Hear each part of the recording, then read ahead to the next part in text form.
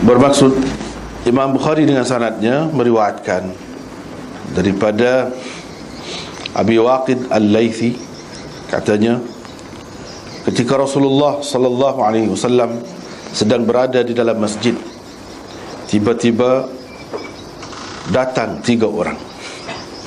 2 orang dari mereka terus pergi kepada Rasulullah, dan yang seorang lagi pergi, yakni meninggalkan majlis itu. Salah seorang dari 2 orang yang pergi kepada Rasulullah sallallahu alaihi wasallam itu nampak ada kekosongan dalam bulatan, ini dalam halqah atau lingkaran orang-orang yang duduk di dalam masjid. Dia pun pergi duduk, yakni di tempat kosong itu. Yang seorang lagi pula duduk di belakang mereka. Setelah selesai majlis, Rasulullah sallallahu alaihi wasallam bersabda, "Tak mahukah kamu aku ceritakan kepadamu tentang 3 orang tadi? Yang pertama mahukan perlindungan Allah, maka Allah melindunginya. Yang kedua berasa malu, maka Allah malu juga kepadanya. Manakala yang ketiga pula berpaling pergi, maka Allah juga berpaling darinya." Jadi itu satu hadis yang tinggal lagi. Nampaknya pada hari ini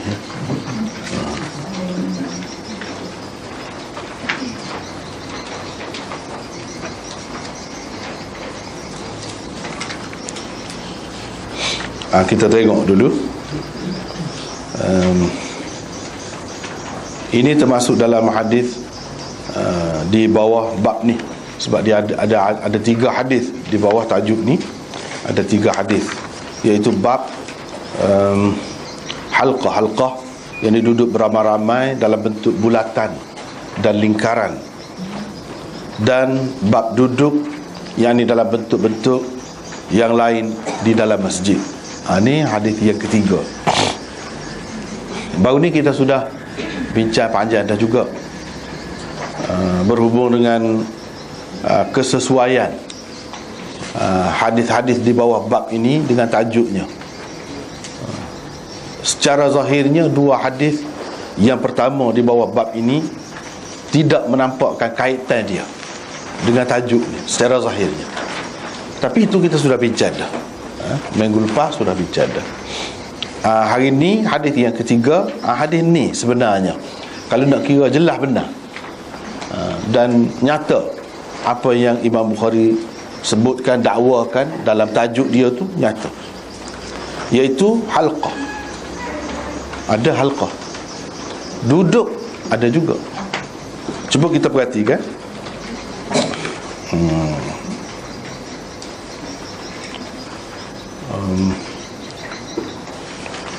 Muka surat 572 tu. Ambil sebelum pada tu lagi lah. Muka surat 571 tu. Salah seorang dari 2 orang yang pergi kepada Rasulullah itu nampak ada kekosongan dalam halqah, dalam bulatan. Jadi halqah. Di situ ada sebut halqah. Dengan jelas disebutkan halqah. Jadi dia kata fa amma ahaduhuma fara'a furjatan fil halqah. Situ jelas ada tu. Jadi hak biasanya Imam Bukhari ni kalau dia dakwa apa-apa, dia kata ganda-ganda lah dalam tajuk tu. Hadis dia tu ada semua. Tapi ada kalanya tidak. Itu kena bincang lah kalau hak tak zahir tu. Kalau hak zahir nyata lagu ni, ni jelas. Dia tengok ada kekosongan dalam halqah tu, dia pun pergi. Jadi ada halqah dan dia pun duduk. Hak seorang lagi pun duduk di belakang. Duduk tak ada tu kan tajuk. Tajuk apa ni, duduk dalam halqah dan duduk dalam bentuk-bentuk yang lain. Itu ada.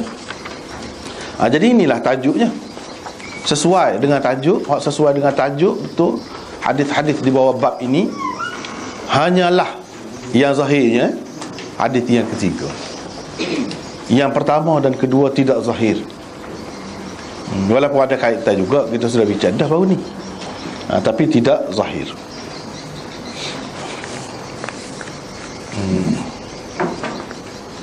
Dia panggil, kalau dalam kitab-kitab Syarah Bukhari ni, di sini letak munasabatul bab, munasabatul hadis bil bab. Di sini letak kesesuaian hadis ini dengan bab, dengan tajuk. Macam di sini kan, ada nota 751. Di sinilah letaknya kesesuaian hadis ini dengan tajuk bab yang dibuat Bukhari.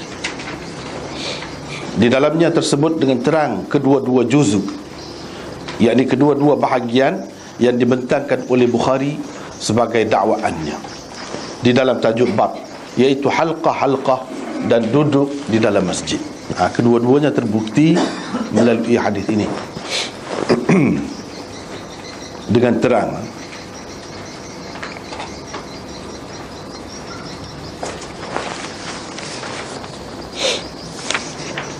Hadis ini sebenarnya Imam Bukhari sudah sebut dah dalam Kitabul Ilm dulu, sudah sebut dah, walaupun ada perbezaan sedikit lafaz dia, tak apalah. Tapi hak ni lah, hak ni juga, cerita ni juga ada sebut dah,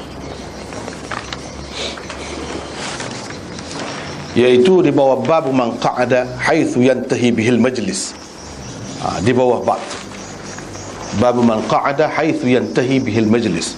Di bawah bab tu Imam Bukhari sudah buat mari dah hadis ni, iaitu orang yang duduk di di belakang, di mana berakhirnya lingkaran, ataupun orang-orang yang duduk, dia duduk di situ.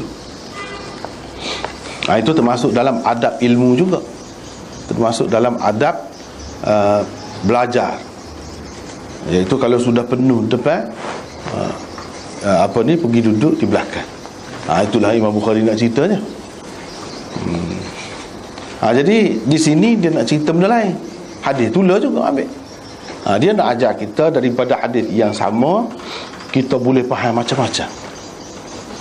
Kita boleh faham macam-macam daripada hadis yang sama. Haknya gitulah, sebanyak mungkin kita faham. Sebab Nabi kecek tak banyak, moga masa dia terhad. Hak paling banyaknya hak semasa di Madinah tu lah, 10 tahun tu. Tu hak terbanyaknya. Boleh dikatakan diikuti betul. Hak sebelum pada tu tidak ada juga. Setelah dia jadi Nabi tu banyak dah juga, tapi tidaklah setara kita kata lepas hijrah ke Madinah tu. Jadi kalau nak kira dari segi bilangannya, sebenarnya tidak banyak. Walau bagaimanapun, kalau kita perhatikan hadis-hadis dia tu, banyak kita dapat ambil pengajaran. Antaranya ni, di sini cara Imam Bukhari untuk maksud lain pula, iaitu cara duduk ketika belajar. Cara duduk, kalau ramai-ramai lagu mana? Kalau nak duduk masing-masing, cara duduk tu lagu mana? Duduk sela ke, duduk tipuh ke, kita kata duduk lagu mana? Ini kena pilih cara duduk yang sesuai lah. Cara duduk yang sesuai. Dia nak cerita ni pun termasuk dalam adab juga. Termasuk dalam adab juga. Cuma hak ni dia berkait dengan masjid. Selain daripada adab ilmu tu, kait dengan masjid. Sebab masjid ni tempat yang suci, jadi tidak boleh sebarangan kita duduk ikut suka hati kita. Tak boleh duduk lagu tu. Kalau kita duduk di rumah kita, duduk cakung boleh juga. Ikut kita lah, kita serah lah. Tapi kalau dalam masjid tak boleh, tidak sesuai lagu tu. Dengan sebab itulah selepas ni ada tajuk pula, bab tidur terlentang dalam masjid dan melunjurkan kaki. Lagu mana? Dia ada lah tu, ada adab cara kalau nak tidur lagu mana. Bukan tak boleh tidur, tapi dia kena ada cara dia. Itulah nak cerita. Jadi dia pun pergi duduk di tempat yang kosong itu. Dia pun pergi duduk dia tengok ada depan ada kosong. Macam kita sekarang ni, depan ada kosong misalnya. Tengok, dia pergi duduk depan. Hak mula-mula tu. Dua orang kan, dia pergi duduk depan. Lepas tu pergi tu lagu mana? Hak tu cerita lain lah hak tu. Sebab kalau kita macam kita sekarang ni kan, dia ada lorong gitu. Senang tak apa. Lorong kat depan, lorong ni kat tengah ni, tak apa. Tapi kalau dia dalam lingkaran, dalam halqah, dia tak ada lorong, nak pergi ke depan tu lagu mana pula? Adakah dengan melangkah belakang orang, dengan menyakiti orang, hak sudah sedia ada depan tu, walaupun depan lagi kosong, adakah begitu? Kalau ke mana? Tu cerita lain pula. Cerita lain pula. Jadi kira-kiranya ada di dalam cerita ni, dia pergi depan. Bila dia tengok kosong depan, dia pergi ke depan. Tidak diceritakan lagu mana cara dia pergi tu, tak cerita tu. Ada nota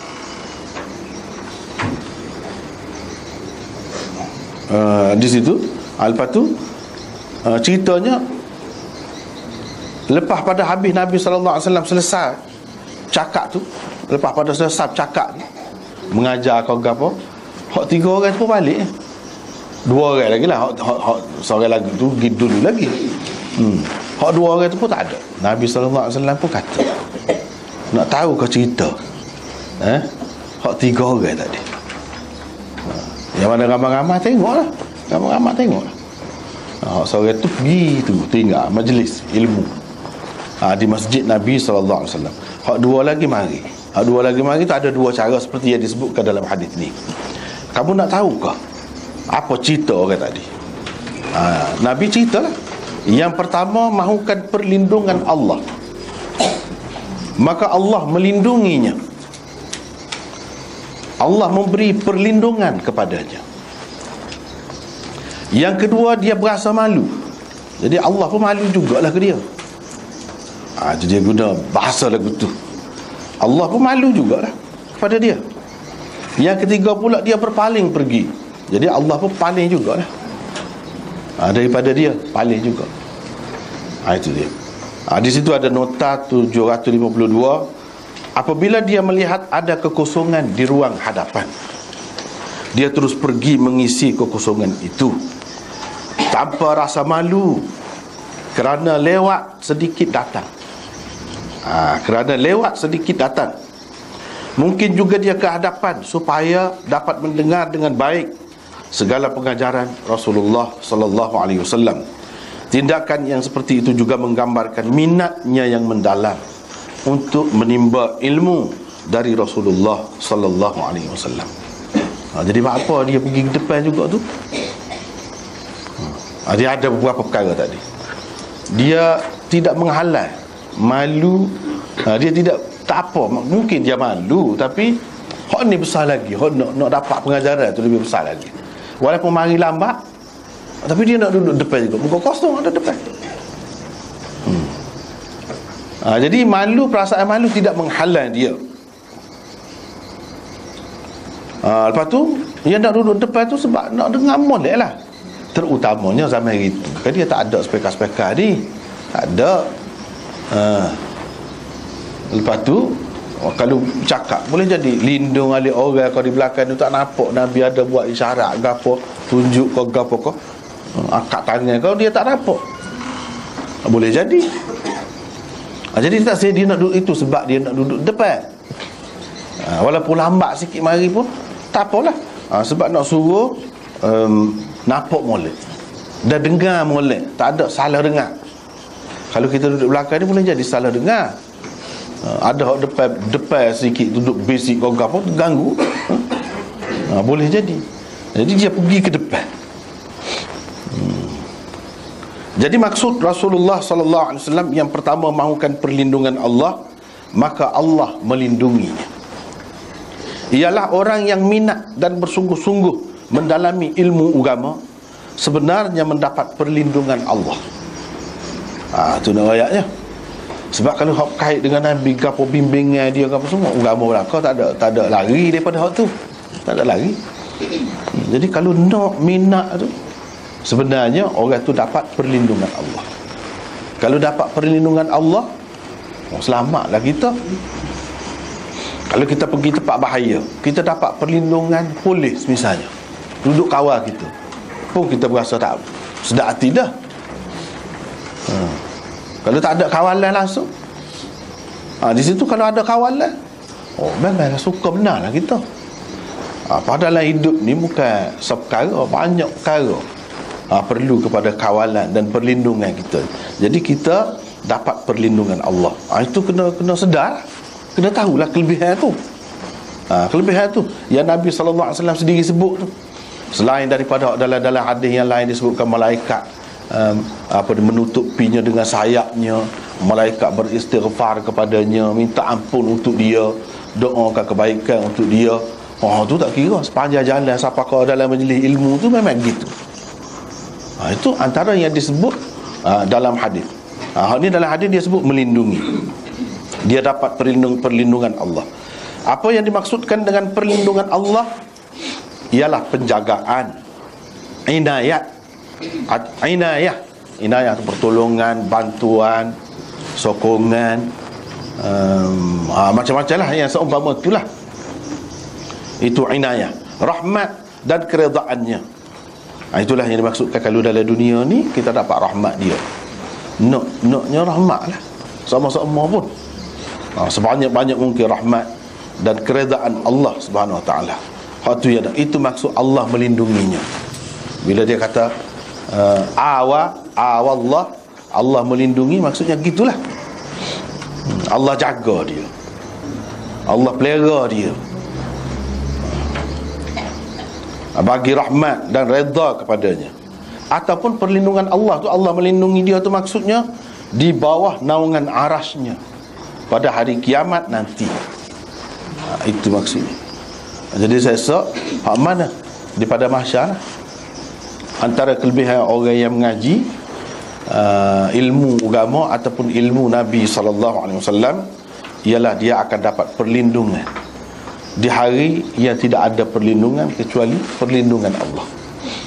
Tu antara dia dapat, antara kelebihan tu. Hak yang kedua tu pula dia malu. Dia nampak kosong hak depan tu ada juga. Semua yang pertama tu lah juga dia nampak. Tapi dia malu nak pergi depan. Malu sebab apa? Salah satu sebabnya lewat. Dia berasa malu. Yang keduanya nak pergi ke depan tu payah juga. Boleh jadi kena langkah-langkah orang. Sebab kita sudah sebut tadi kan, kalau dalam halqah dia tak ada kosong gini ni, lorong gini tak ada, dia akan penuh. Memang dikehendaki penuh lah seperti dalam saf. Jadi dia malu pergi. Sebab apa tak? Dia kalau nak pergi ke depan tu dia kena langkah orang. Jadi tak sahlah penyakit dia. Apa pula perasaan orang depan tu dah mari lewat, ada duduk depan pula dah kata macam-macam lah. Kalau telitah pun, kalau dia tidak begitu, dia ada harga pula, tak ada pasal-pasal kawan tu pula salah pula, skor buruk dia kan. Itulah benda, banyak perkara timbul.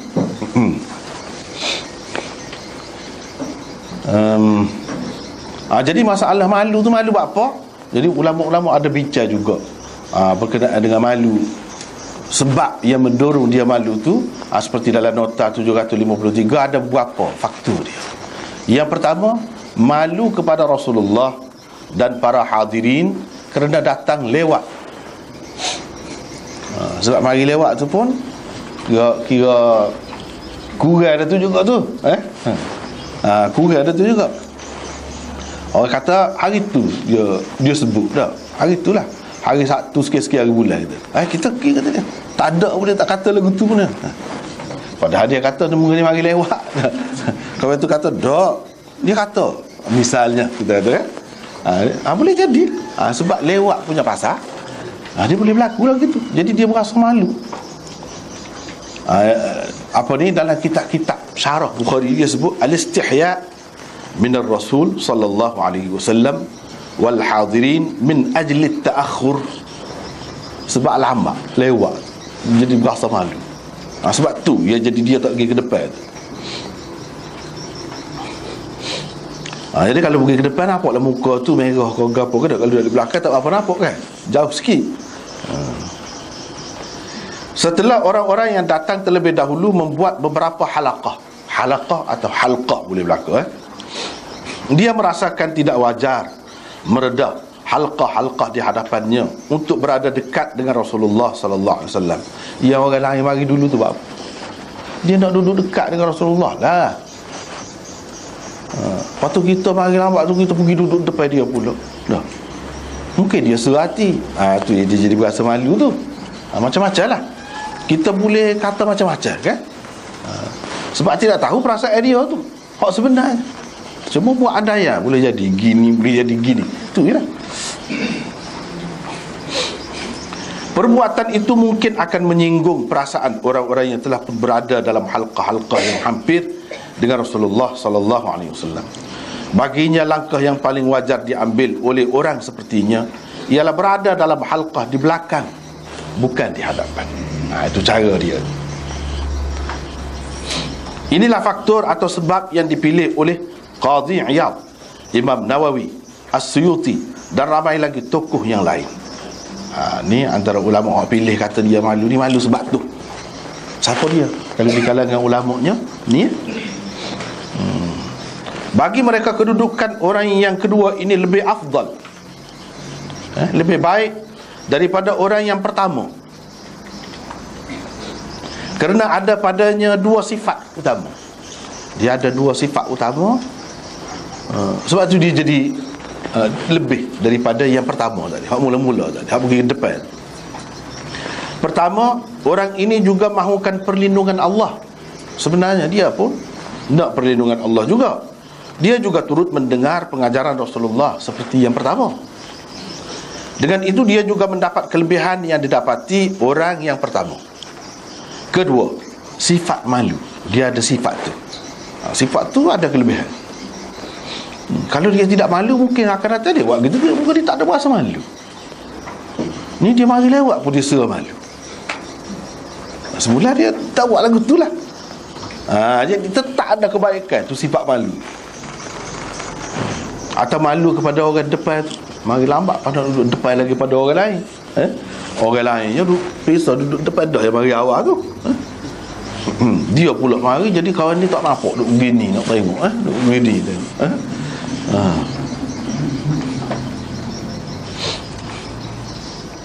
Jadi dia ada sifat malu. Kerana sifat malulah dia tidak sanggup melangkah belakang orang-orang yang duduk di halaqah hadapan. Kerana sifat malulah juga dia tidak mahu bersesak-sesak sehingga mengganggu orang ramai untuk sampai ke hadapan. Kerana malu kepada Rasulullah dan para hadirinlah, dia tidak marah ke hadapan, malah telah memilih untuk duduk di belakang saja. Ini jadi bagi ulama-ulama yang pilih ni ada dua perkara pada dia. Hak yang kedua ni lebih afdal, lebih baik lagi daripada yang pertama tadi, kata mereka. Sebab apa? Sebab dia ada perasaan-perasaan halus tu. Perasaan-perasaan itu akan memberi kebaikan di masa akan datang kepada dia. Terutamanya ada sifat malu. Sifat malu tu kan salah satu syu'batun minal iman. Ada sifat tu kok mana-mana pun malu ni molek. Tapi malu tu tidaklah siapa dia tak pergi. Pergi juga malu. Kalau hak malu hak tak molek ni kalau tak pergi. Tu tak molek. Yang kedua, malu untuk melangkah belakang orang-orang yang duduk di hadapan, dan malu bersesak-sesak sehingga mengganggu orang ramai untuk sampai ke hadapan. Ini dia kata al-istihya min takhattir riqab wal muzahama. Itulah sebab ini dipilih oleh Al-Baji, As-Suyuti, sekali lagi dia pilih, ada dua dia pilih, dan Rashid Ahmad Al-Gangguhi. Hak ni dia kata malu tu itu sebab malu. Malu nak susah-susah dengan orang, nak berempuh-rempuh orang ni kan. Kadang-kadang bila orang ramai dah duduk, boleh jadi kita beringat dah ke tepuh dia ke. Kita tidak nak lakon dia, tapi betul dah dia holder tangan dia ke, siku dia ke, dah nak betul dah tendor kaki kita, rebah ke, gana ke, boleh berlaku lah. Ataupun sakit hati dia ke,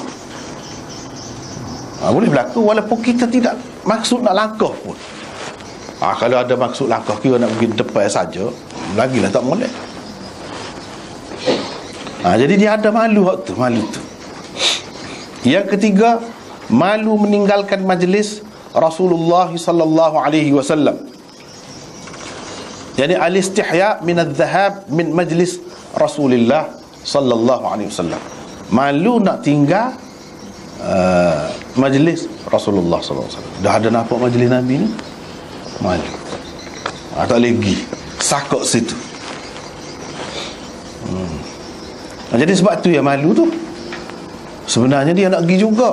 Boleh jadi dia ada keperluan supaya orang yang ketiga, ataupun orang yang ketiga tu lagu lain, dia sebenarnya ada keperluan nak pergi dah. Sebab apa? Ada riwayat.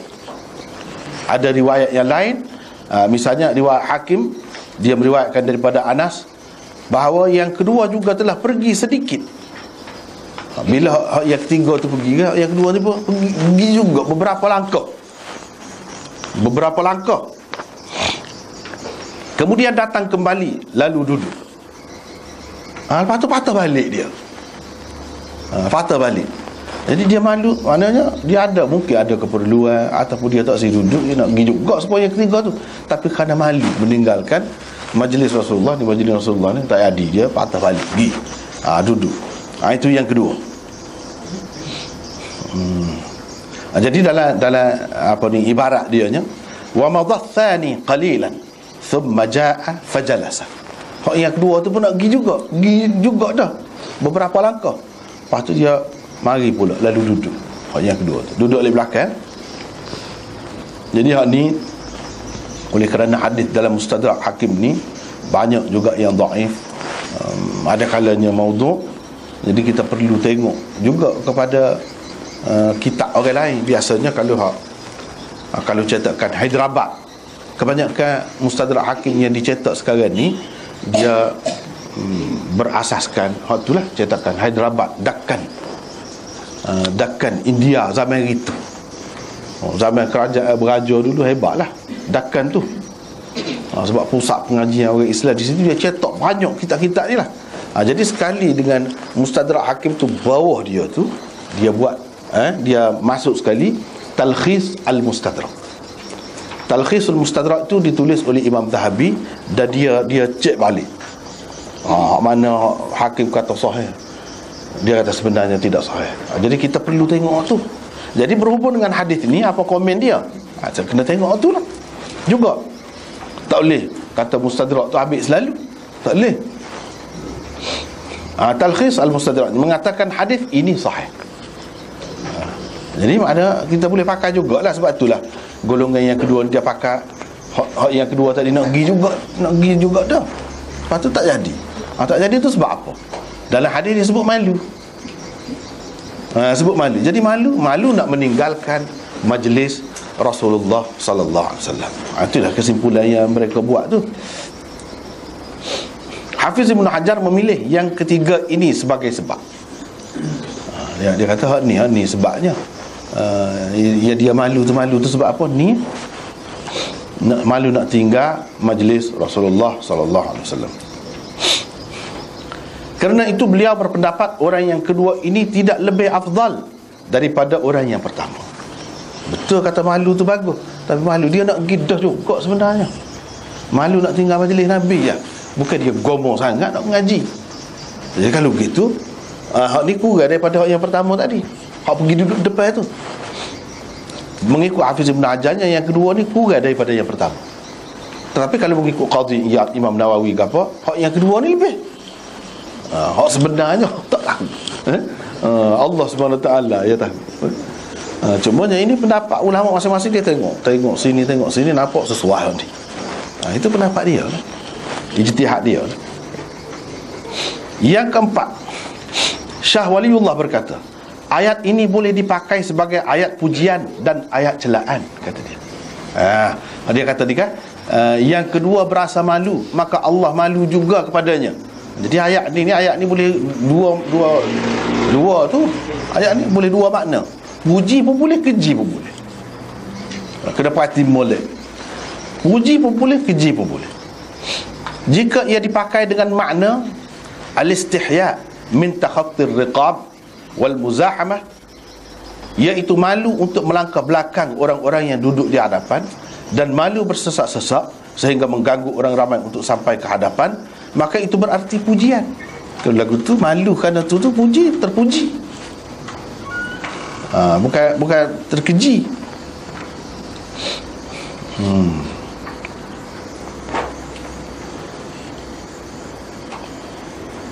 Tetapi jika ayat ini dipakai dengan makna al-istihya min akhdhil ilm, iaitu malu dalam belajar, malu nak menimba ilmu, nak ambil ilmu, kalau dengan makna tu boleh jadi juga dia malu. Sebab tu dia di belakang. Kalau duduk depan boleh jadi tok guru tanya dah. Dia takut tak boleh jawab, malu. Malu juga. Jadi malu tu gitu.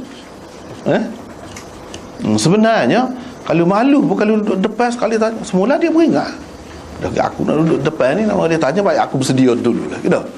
Jadi ada kebaikan dia tu kan. Ni dia takut. Kadang-kadang orang mengaji dia duduk alik tiar, biar tak nampak tu, tak nampak. Orang nak tengok muka tu, benar. Belah mana pergerakan dia, dia nak isyarat, dia nak gapo. Ada juga. Jadi malu tu, tak molek tu. Malu dalam menerima ilmu, mengambil ilmu, belajar, tak molek. Jadi kalau malu yang dimaksudkan di sini ialah malu belajar, itu tidak molek. Ada dua maksud, dia boleh jadi kedua. Jadi Syah Waliullah seseorang yang mengambil jalan tengah lah. Ada hak kata yang kedua ni molek, lebih molek daripada yang pertama. Itu kalau dipakai dengan makna yang pertama tadi. Ada yang kata tidak, yang kedua ni kurang daripada yang pertama. Itu kalau pakai dengan makna yang kedua tadi. Dia ambil jalan tengah.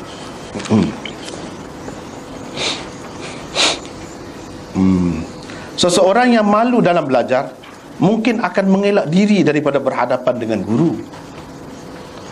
Mungkin tidak bertanya apa yang terbuku di hati. Itu malulah kau lah. Malu. Lama belajar 5 tahun, tak tanya, mati dulu, dah habis. Ada juga malu punya pasal. Mungkin juga dia merasakan dirinya terhina atau rendah apabila berguru dengan orang lain.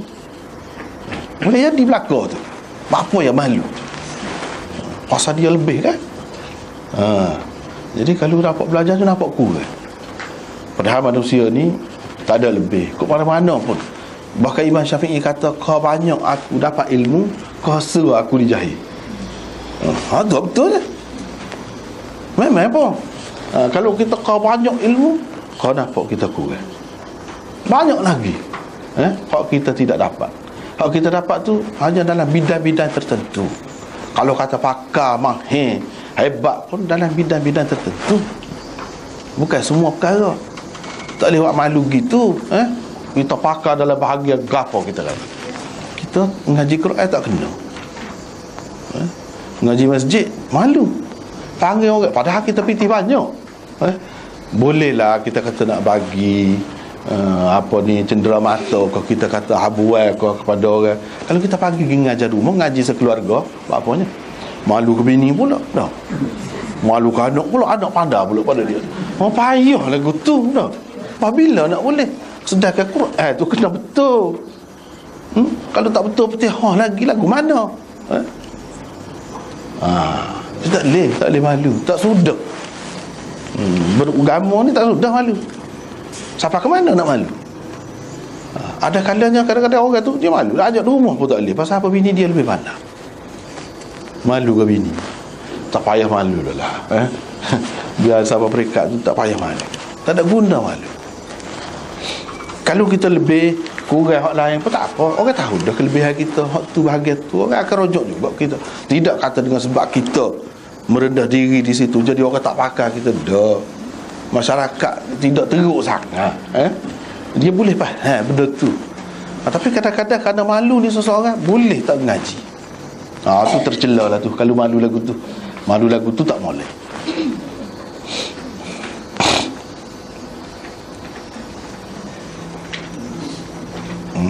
Dan banyak lagi kemungkinan lain yang semuanya adalah tercela. Maksud Allah malu juga kepadanya. Apa makna Allah malu juga kepadanya? Ialah Allah memberi balasan yang setimpal dengan perbuatannya. Jadi dia malu. Jadi dia pun tidak gama mana nak ke ilmu. Jadi Allah pun tidak gama mana lah kita kata nak beri dia aja hasil dia tu. Jadi padai dengan hak dia buat je lah, padai dia dapat hasil. Atau Allah mengasihaninya dan tidak menghukumnya kerana perbuatannya itu. Kalau nak kira salah, dah dia nak pergi tadi, tapi dia patah balik tu, kesalahan dia tu Tuhan maafkan. Kok mana-mana pun dengan sebab dia mari duduk dalam majlis ilmu, dia dapat juga rahmat Allah SWT. Tuhan kesian ke dia. Kalau tidak, dia kena seksa. Dah salah dah situ. Sebab apa ni? Kena berkait dengan Nabi ni. Majlis Nabi ni bukan majlis orang lain. Kalau majlis orang lain kita boleh takwil kot ni, tapi kalau majlis Nabi tak boleh pergi. Kalau nak kira, Tuhan boleh hukum dia, tapi Tuhan maafkan. Sebab apa? Sebab dia ada malu tadi. Dia duduk juga dalam majlis tu. Sekurang-kurangnya tak boleh banyak pun, boleh zikir, boleh sepatah dua. Mana tetap ada kebaikan dia. Orang yang duduk dalam majlis tu, ada pukul kurang lah mana pun, ada kelebihan dia. Sepatah dua dia akan dapat juga, tak banyak pun. Duduk dalam majlis tu. Mungkin juga ia berarti Allah memberikan ilmu dan sebagainya kepada orang itu seperti seseorang yang memberikan sesuatu kerana malu sahaja. Kalau kita bagi kerana malu, nak sebanyak mana? Sikit ya, tidak banyak. Ia tentu sekali tidak memberinya dengan merimpah ruah dan sepenuh hati. Pemberiannya hanyalah sekadar kadaran sahaja. Nak ambil nama bui, ambil nama bui, nampak bubuh, ikutlah bubuh seria apa dah. Bukan bubuh gak 100 seria. Jadi setara tu je orang bui kerana malu ni. Bukan bui kerana mengharapkan pahala sungguh, kerana gapo. Dia akan setara tu. Jadi hak ni pun dia malu, Allah bui sekadar saja kepada dia, tidak bui banyak. Sebab itu tak boleh malu dalam bab ilmu ni. Sebab kita tak akan boleh banyak. Tidak akan boleh banyak. Itu maksud Allah malu juga kepadanya tu. Dia malu juga kepadanya supaya orang yang malu nak beri sesuatu. Dia tidak akan bagi banyak. Dia akan bagi sekadar kadaran saja.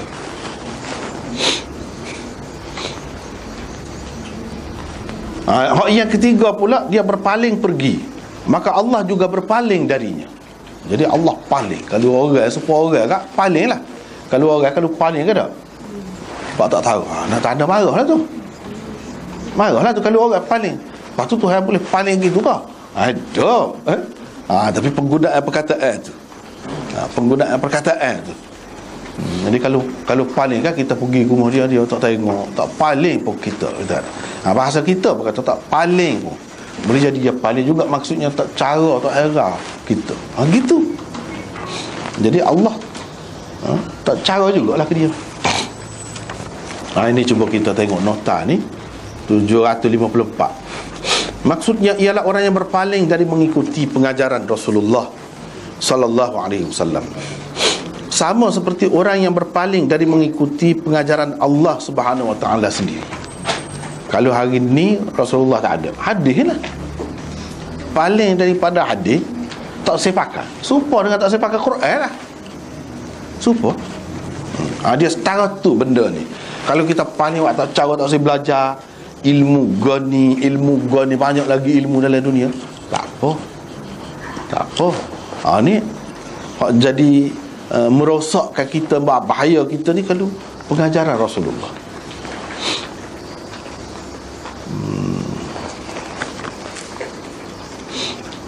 Akibatnya ia tidak dirahmati Allah, malah dimurkainya. Imam Nawawi berkata, seharusnya difahami bahawa orang yang ketiga ini berpaling pergi meninggalkan majlis Nabi SAW tanpa sebarang keuzuran dan keperluan. Ia jadi murka, ia jadi Tuhan paling. Sebab apa? Takkanlah semua ni kalau tengok majlis, ada majlis ilmu mesti kena pergi duduk. Kita perjalanan nak kau lupa, ada orang ngajar kuliah subuh dah putih nak kena putih dulu, tak boleh dah. Tidak lagu tu Imam Nawawi kata gitu tu. Maknanya dia pergi tanpa keperluan. Dianya tak pandai lagi pun benda tu. Kalau dia pandai dah, tak apa. Dia tahu dah benda ngajar tu gap. Tak apa. Ataupun dia ada keperluan nak cepat, nak gapo, tak perlu berhenti. Jadi hak ni point yang ketiga ni yang Nabi kata Allah berpaling tu, itu sebabnya. Sebab tak ada keperluan, sepatutnya dia singgah, berhenti supaya hak dua lagi juga. Jadi tidak kata setiap orang yang tidak berhenti di majlis ilmu tu Tuhan paling, Tuhan tidak ada, tidak gitu. Dia takwil lah tu, dia cuba sebab apa, takut terkena hak sepatutnya tidak terkena.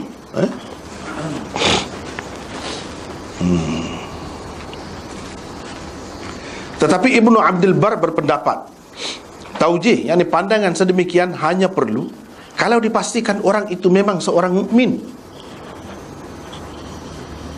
Sedangkan mungkin sekali orang itu seorang munafik. Zaman Nabi ni macam-macam kata dia, apa ya, Imam Nawawi kata mesti kena takwil gitu.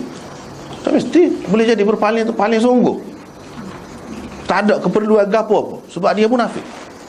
Boleh jadi. Adakah kita pastikan orang yang berpaling itu orang mukmin? Kalau dia orang mukmin, barulah kita boleh takwil seperti tadi. Sedangkan ada kemungkinan itu, dia kata. Kerana seorang munafik sahaja dapat meninggalkan majlis Nabi SAW dengan berpaling pergi seperti itu, kata dia. Zahir sabda Nabi SAW di penghujung hadis ini, maka Allah juga berpaling darinya, menunjukkan Rasulullah SAW telah mengetahui tentang kebejatan atau kemunafikan orang yang ketiga itu dari Allah Subhanahu Wa Taala sendiri. Kalau tidak, kalau orang ni tidak orang munafik, orang molek-molek, macam mana dia kata Allah berpaling? Mesti dia tahu daripada Allah. Orang ni berpaling tu, Allah pun berpaling juga daripada dia. Ini ada maksud tak molek ni. Tentulah orang tu tak molek. Tentulah orang tu tak molek. Tapi Hafiz Ibn Hajar kata, cakap cari kita, hak tiga orang ni siapa dia? Tak jumpa. Tak jumpa. Dalam hadis mana-mana pun tak ada sebut. Sebab begitu pun kita kena faham cara hadis.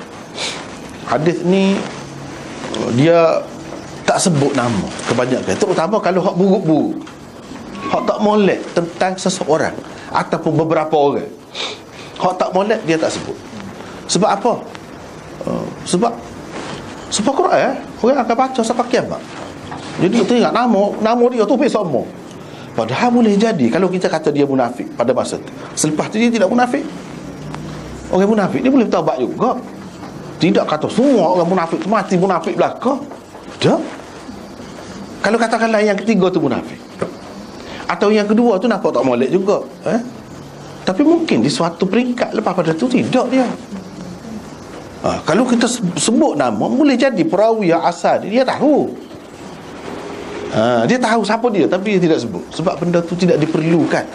Yang kita lebih perlukan daripada Quran dan hadis ini ialah pengajaran dia, bukan orang tu. Orang tu sebagai contoh je. Contoh tu boleh tukar mana-mana. Itu dia benda.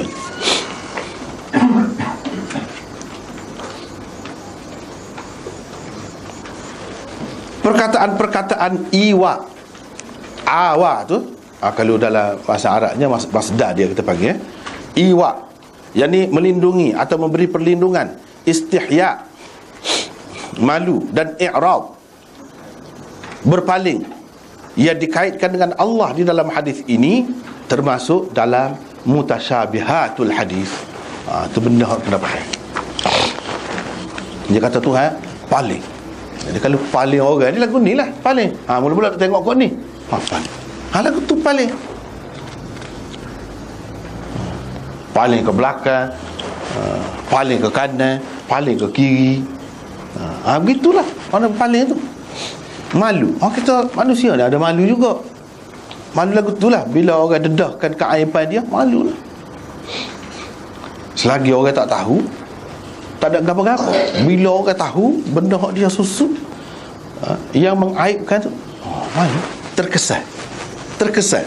Jadi apakah Allah SWT ni terkesan begitu? Seperti manusia, seperti makhluk. Itu dia panggil mutasyabihatul hadis. Serupa dengan Quran juga, dia ada ayat-ayat mutasyabihat orang panggil.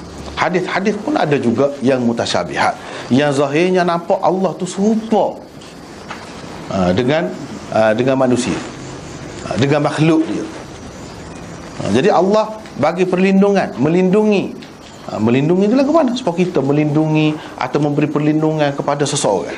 Kita beri dia masuk dalam rumah, kita kalau hujan misalnya, ataupun dia dihambak, dikejar oleh seseorang yang jahat, kita bagi perlindungan kepada dia, kita susut dia, itu bagi perlindungan. Jadi adakah Allah SWT tu lagu tu? Itu kemuskilan.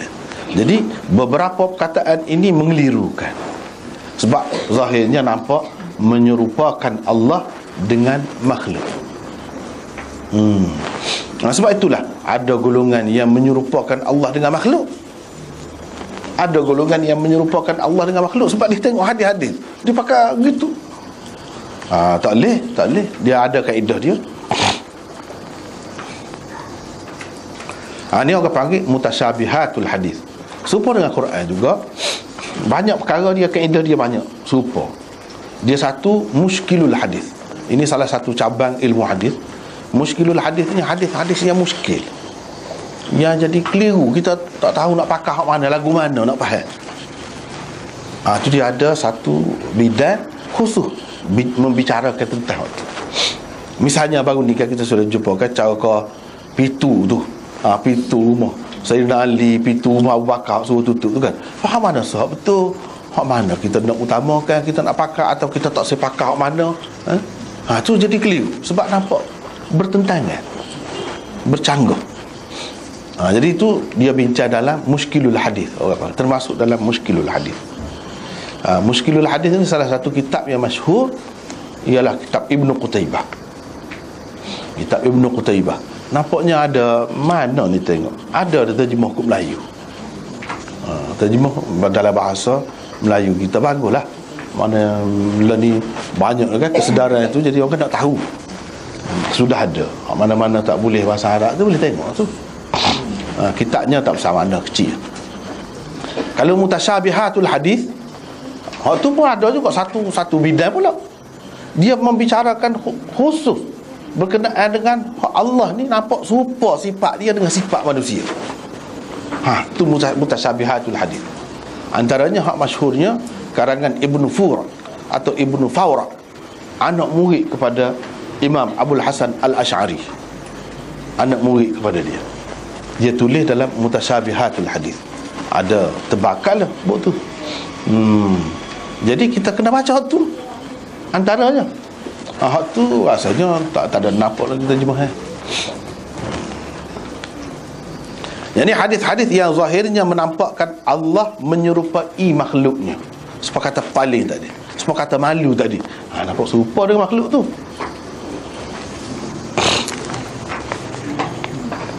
Dalam menghadapi hadis-hadis seperti ini, para ulama ahli sunnah wal jamaah terbahagi kepada dua golongan. Kita kena faham hak tu. Hak ni lama ni hak tak faham hak ni. Masing-masing nak kelah dengan cara dia je. Hak tu jadi tegang tu. Balas sama sendiri, sama ahli sunnah balas. Itulah benda. Sebab tak faham hak ni. Pertama, golongan salaf. Mereka berpendapat hadis-hadis seperti ini seharusnya diterima tanpa sebarang takwilan, dengan mengisbatkan. Apa makna mengisbatkan? Menerima. Itu maksud mengisbatkan. Menerima makna lahirnya, makna hak zahirnya tu kita terima, dan menyerahkan makna sebenarnya kepada Allah.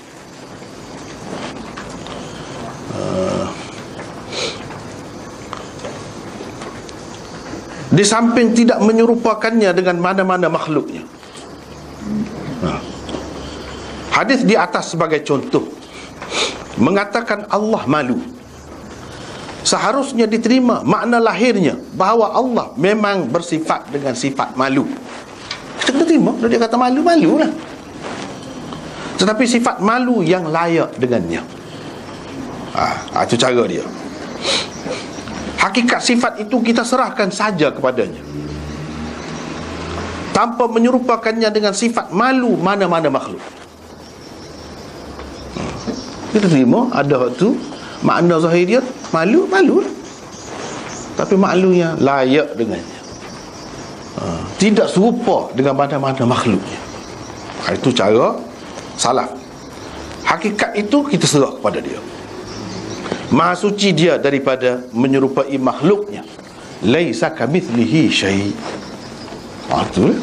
Pergi ke situlah. Jadi tak ada serupa. Kalau kata dia kata tangan, terjemah tangan. Sebab makna zahir dia gitu. Hakikat tangan tu serah ke dia. Tapi tangan tu tentu tak serupa dengan tangan makhluk. Bukan tangan manusia saja, tangan makhluk. Tak ada serupa. Serah ke dia. Itu satu sifat dia yang kita tidak tahu hakikatnya. Cuma kita tahu makna zahir dia. Sangat tu. Kalau pergi banyak tahu yang gitu gini, serupa kau Tuhan dengan makhluk? Tak serupa juga. Pergi situ juga tak serupa juga. Ini golongan salaf. Hak salaf ni orang panggil salaf ni, kalau dari segi zaman dia macam-macam pendapat ulama. Ada yang kata daripada zaman Nabi sampai 300 tahun selepasnya. Ada yang kata sampai 400 tahun selepasnya. Ada yang kata 500 tahun selepasnya. Macam-macam pendapat itu. Tak apalah. Hak itulah kebanyakannya. Hak bawah pada tu dah tu orang panggil khalaf. Beza tadilah. Kalau hak kata sekat 300 tahun selepas Nabi, tahun yang ke-400 tu khalaf dah. Atau begitulah seterusnya. Jadi salaf khalaf ini, satu ditinjau, ditengok dari sudut zaman tu, masa tu. Satu lagi ditinjau dari sudut fahaman tu. Walaupun zaman lain ni, kalau orang tu fahaman dia tu serupa dengan hak zaman salaf, orang panggil salaf lah juga. Orang yang mengikut cara tu, pegang dengan cara tu, orang panggil salafi. Tidak nanti dia orang zaman gitu, tidak nanti gitu. Kalau khalaf ni orang hak hidup zaman hak sebelum pada tu pun, kalau dia faham dia tu, cara dia tu serupa dengan hak umum lumrah di kalangan khalaf, orang panggil khalaf lah. Walaupun duduk di zaman salaf. Sebab kalau kita tengok takwil ni banyak ni. Sebelum 500 tahun, sebelum 400 tahun, sebelum 300 tahun lagi ada dah. Selepas pada Nabi mati tu Ada dah. Dan Ibnu Furak kita kata dia takwil banyaklah ayat-ayat dalam mutasyabihat hadis dia tu. Dia tu anak murid Abdul Hasan Asy'ari. Bila? Baru itu. Termasuk dalam 300 tahun selepas Nabi SAW wafat. Mana salaf lagi. Tetapi cara tu orang panggil cara khalaf. Walaupun duduk di zaman salaf. Kita faham tu, ramai tak faham tu. Dia ingat kait dengan masa saja. Dah cara pendekatan dia tu, pendekatan khalaf orang panggil, walaupun duduk di zaman salaf.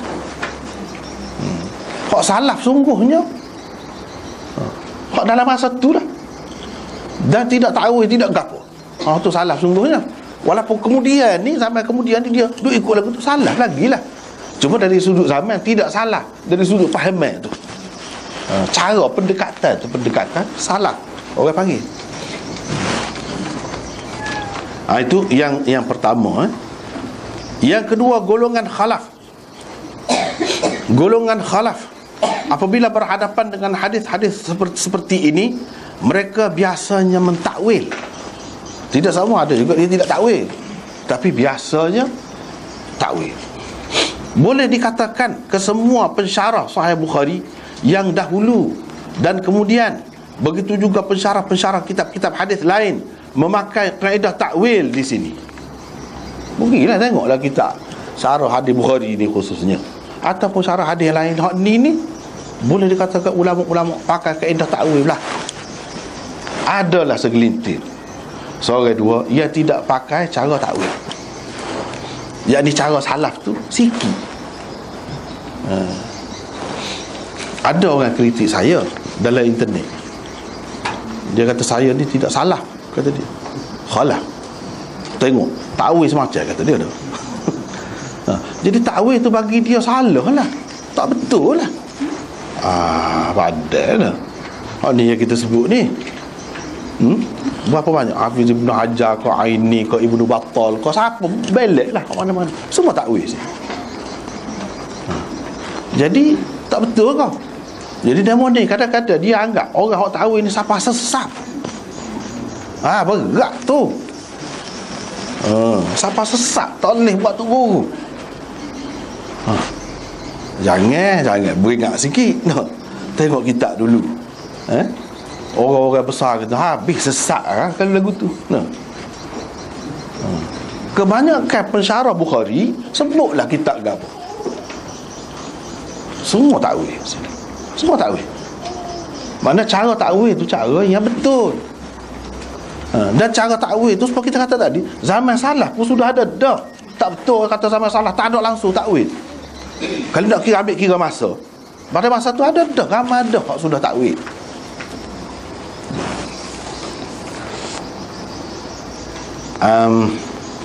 Memakai kaedah takwil ini sama ada Kirmani, Hafiz Ibn Hajar, Al-Aini, Al-Qastallani, As-Suyuti atau Al-Ganguhi, hak baru semuanya mengatakan perkataan-perkataan iwa, melindungi, memberi perlindungan, istihya, malu dan i'rad, berpaling di sini diguna Rasulullah sallallahu alaihi wasallam sebagai majaz.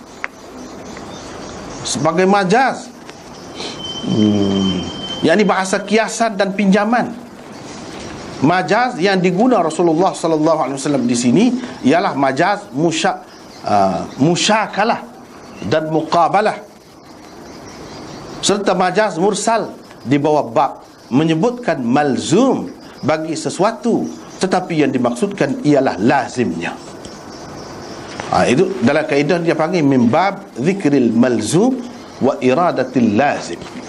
Kita tengok dalam syarah-syarah Bukhari semua sebut lagu ni. Jadi takwil itu betul, tidak salah.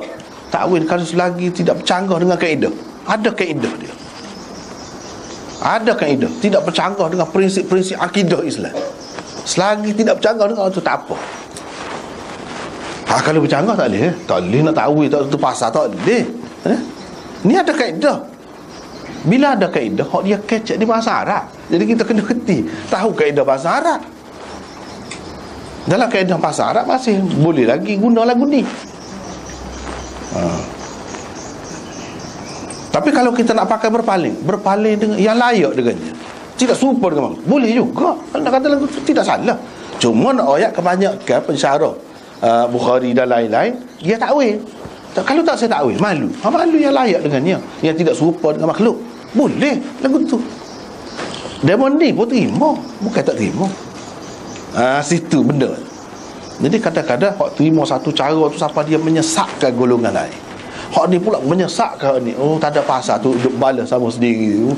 Tak ada pasal duk balas sama sendiri, bertegas sama sendiri. Tak kena. Sebenarnya benda ni sudah ada dah, diterima dah. Apa yang kita nak balasnya?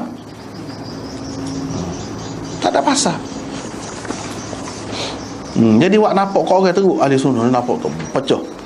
Sebenarnya kedua-dua tu diterima. Kedua-dua tu diterima. Ini kerana bagi mereka sifat-sifat tersebut itu adalah sifat-sifat makhluk yang mustahil ada pada Allah. Kalau pakai makna zahiriyah tu lah, dengan makna hak sebaliknya tu gitulah.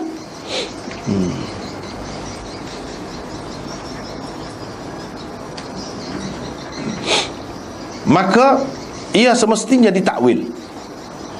Penggunaan majaz, musyakalah dan muqabalah berarti menggunakan perkataan yang zahirnya sama tetapi maksud dan maknanya berbeza.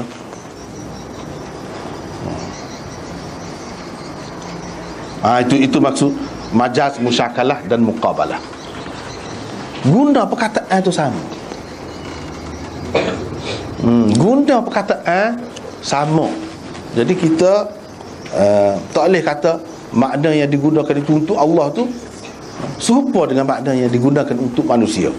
Selalu disebutkan dalam Quran. Orang tu buat contoh sama kalau dalam Quran lah, wa makaru wa makarallah wallahu khairul makirin. mereka merancang tipu daya. Orang Yahudi merancang nak bunuh Nabi Isa. Orang-orang Yahudi merancang nak bunuh Nabi Isa. Wa makarallah. Situ tu.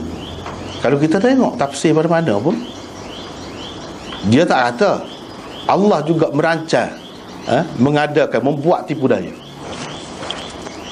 Tetapi dia terjemah Allah membalas tipu daya mereka.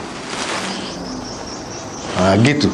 Sebab Allah merancang buat tipu daya ni macam kita duduk pakak dah nak berlawan ni, politik ni, parti ni nak berlawan dengan ni. Lagu mana nak buat dia? Jadi gitulah. Tak sesuai tu dengan Allah. Rancang pula, rancang benda tak molek. Itu makar orang panggil. Adakah Allah merancang benda tak molek? Tak sesuai tu. Jadi mereka merancang nak membunuh Nabi Isa, membuat perancangan jahat untuk membunuh Nabi Isa.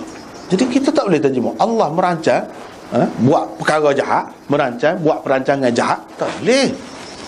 Jadi Allah membalas perancangan jahat mereka itu. Tengok, tahu ya dia tu. Lepas tu apa yang sebut makar Allah? Sebab sudah sebut makaru sebelum pada tu. Ini orang panggil musyakalah. Serupa perkataan tu, tapi makna dia tidak serupa. Sebab dalam ayat Quran yang lain disebut innama nahnu mustahzi'un Allahu yastahzi'u bihim. Dak, kita tidak mengerti duduk baik dengan puak-puak orang mukmin, orang Islam tu. Kita memperolok-olokkan mereka, main ya. Jadi Tuhan pun main juga dengan dia. Tuhan pun memperolok-olok, Tuhan pun nganyi juga kepada puak dia. Tengok, serupa. Jadi Tuhan balas maksud dia. Bukan Tuhan nganyi supaya manusia nganyi kat orang tu, supaya puak-puak munafik nganyi kat orang mukmin tu. Bukan lagu tu. Tapi dia guna mustahzi'un ni, Allahu yastahzi'u bihim. Banyaklah hak lagu ni. Banyak dah hak lagu ni kalau dalam Quran. Dalam hadis pun serupa. Misalnya dalam Quran lagi, innallaha la yastahyi an yadriba mathalan ma ba'udatan fama fawqaha. Misalnya dia latar belakang dia tu, kalau kita tengok orang-orang kafir kata, Tuhan Muhammad ni tak malu buat perbandingan dengan nyamuk, lalat. Ama yastahi Rabbu Muhammad, kata dia. Tuhan Muhammad tak malu ke? Dia duduk sebut ni contoh, sebagai contoh. Ama yastahi Rabbu Muhammad, innallaha la yastahi. Jawab kepada hak tu. Dia ada, itu orang panggil musyakalah, muqabalah, mengikut kaedah bahasa Arab. Hak yang kedua tu tidak seperti makna yang pertama sebenarnya. Cuma zahirnya nampak gitu. Jangan ingat sebelah pihak saja duduk rancang benda tak boleh. Jangan ingat gitu. Alik sana pun rancang juga, kalau nak kira rancang. Jadi Tuhan tak payah rancang. Tuhan tak payah rancang. Jadi sebab perancangan kau ni, terutama perancangan jahat itu sifat manusia. Sebab itulah ditakwil. Ditakwil. Kalau kita nak pakai dengan makna istihza' tu dengan makna asal, tapi yang layak dengannya, tidak serupa dengan makhluk, boleh juga. Allah malu. Malu yang layak dengannya, tidak musyakalah. Tak. Kita tak seterima tu, boleh juga. Itu pun satu cara juga. Sifat malu, sifat Tuhan tu salah satu sifat dia, innallaha hayy. Tuhan tu maha pemalu. Dia malu apabila seseorang hamba dia angkat tangan doa, maksud dia an yaruddahu masifran. Lepas tu dia akan melepaskan tangan orang tu dengan tangan kosong, balik kosong. Tak. Tuhan mesti balas. Kalau kita minta dengan dia, dia mesti bagi. Dia malu nak melepaskan tangan kita letak tu dengan kosong. Dia sebut malu. Dalam hadis pun ada, dalam Quran pun ada. Jadi sama ada kita kata malu tu, malu yang layak dengan dia, tidak serupa dengan makhluk, dan dia kata malu lah. Gitu. Tapi hak ni dia kata tidak gitu. Dia guna bahasa majaz. Majaz yang pertamanya hak serupa tu majaz musyakalah dan muqabalah. Yang keduanya majaz mursal. Termasuk di bawah kaedah majaz mursal tu banyak, sampai 20 pecahannya lebih. Salah satunya zikril malzum wa iradatil lazim. Jadi apa makna zikril malzum wa iradatil lazim? Tu tengok bawah. Menyebutkan malzum bagi sesuatu, tetapi yang dimaksudkan ialah lazimnya. Yang ini sesuatu yang mesti ada apabila ada malzumnya. Sesuatu yang mesti ada bila ada malzumnya. Apa dia? Misalnya kita kata tari naik dah, tari diri dah, ataupun tari naik dah, matahari naik. Apa dia yang mesti ada apabila matahari naik? Siang, tengah hari lah. Siang, siang. Tu siang tu lazim. Itu orang panggil, sebutkan malzum, matahari naik, tetapi maksud dianya bukan hak tu, maksud dianya hak lazim bagi dia. Hak lazim bagi dia.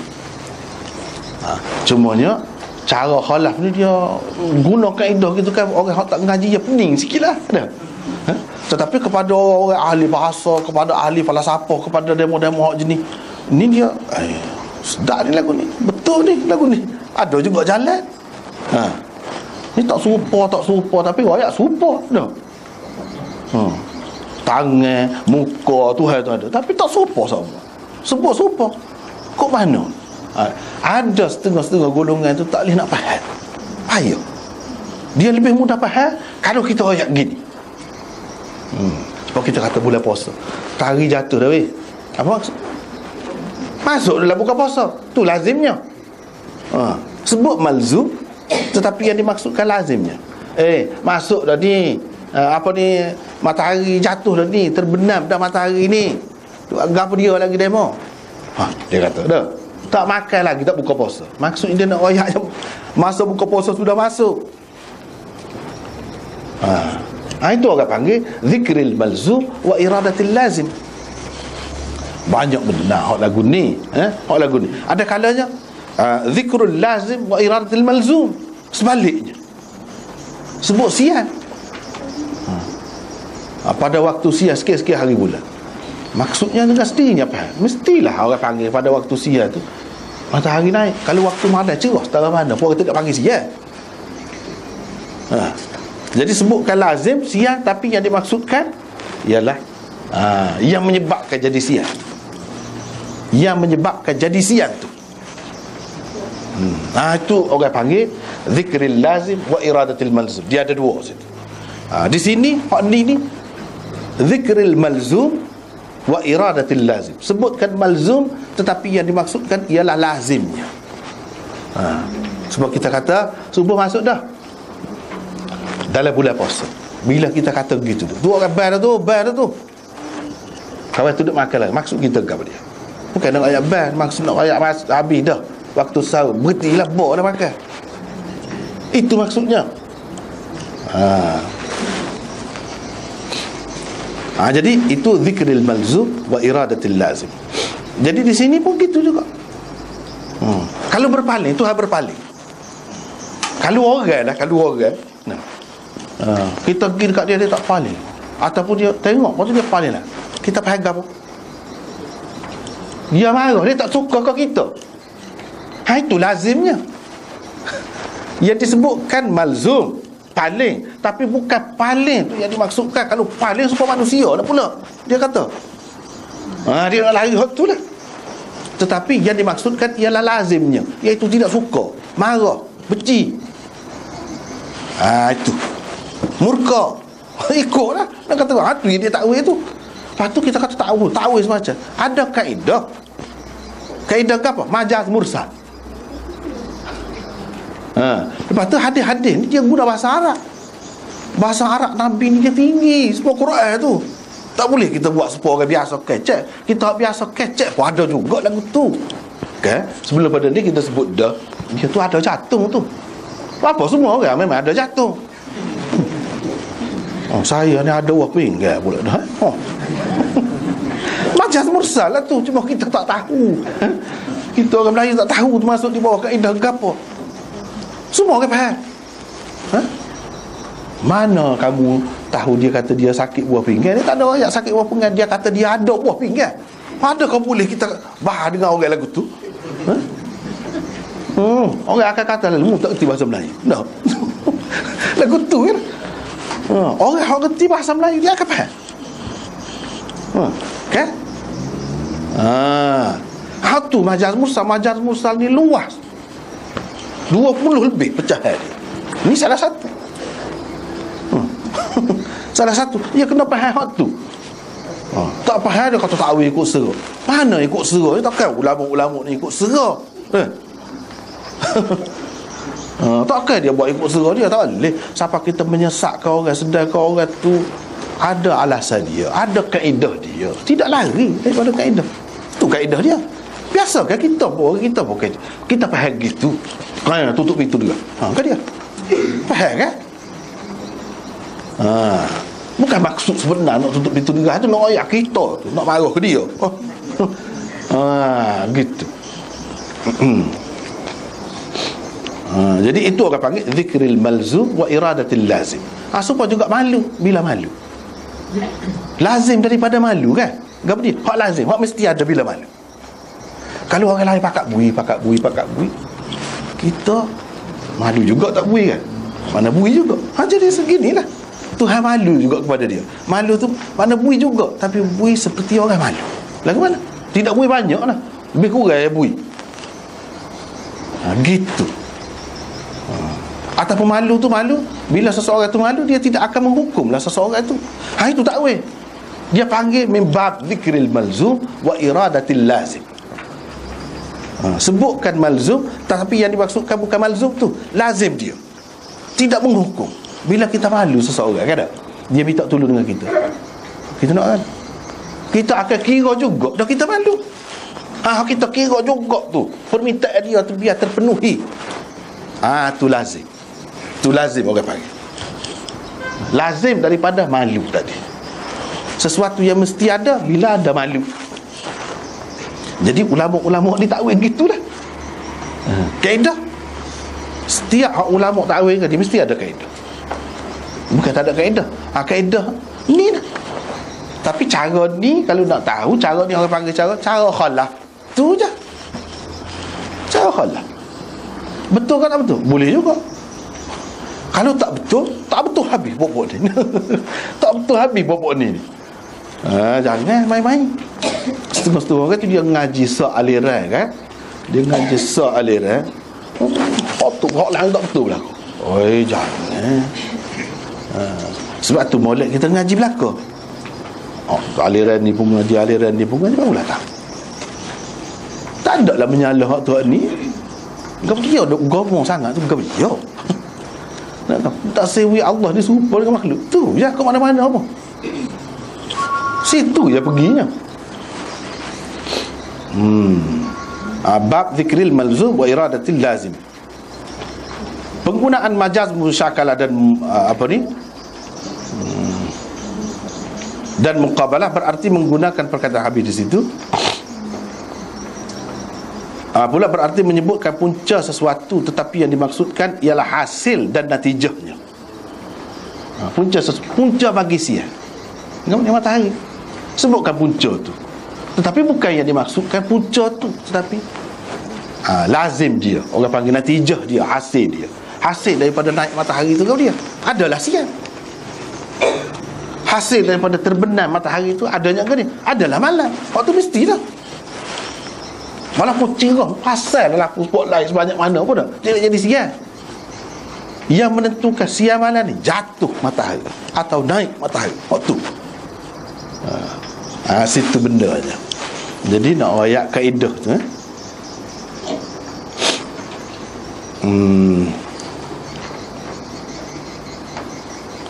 faedah penggunaan majaz di sini antara lainnya ialah untuk. Apa ya guna majaz ni? Apa faedah dia?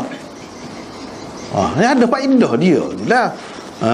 Dia ada benda kita tak boleh royak gung selalu. Tak boleh. Orang sakit jatuh mati. Itulah faedah guna bahasa-bahasa lagu ni. Kau kata ayah demo tak ada dah. Tak ada gimana. Okey? Apa dia tak kata ayah dia mau mati dah. Kalau kata hak parok lagi dah. Kau dah. Lagilah. Kan kita guna bahasa tu ada tu. Ayah dia mau tak ada. Tak ada tu majas tu.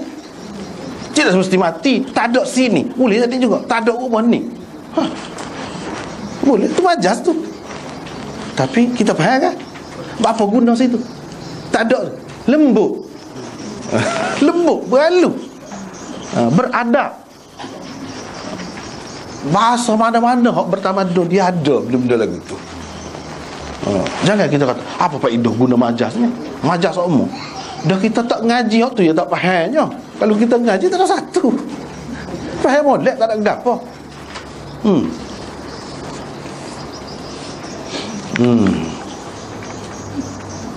Banyak kita duduk guna. Alah lapar lapar. Makan nasi tu. Apa? Sebab makan nasi nak suruh kenyang lah. Dia mahu kata lapar-lapar tu. Kenyang tu hasil daripada makan. Makan tu malzumnya, lazimnya kenyang. Natijah hasil dia, hasil daripada makan. Dia kata lapar weh. Kita kata makan lah. Maksud kita nak suruh kenyang mungkin nak makan. Makan tu puncanya. Orang panggil malzum. Kenyang, dapat kenyang itu lazim. Kita pun kecek sama lagu tu. Kan faham kan? Faham?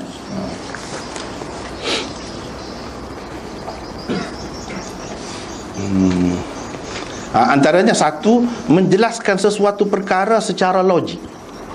Itu maksud majaz, secara logik. Yang kedua, mendekatkan sifat Allah yang tidak menyerupai makhluk kepada kefahaman manusia.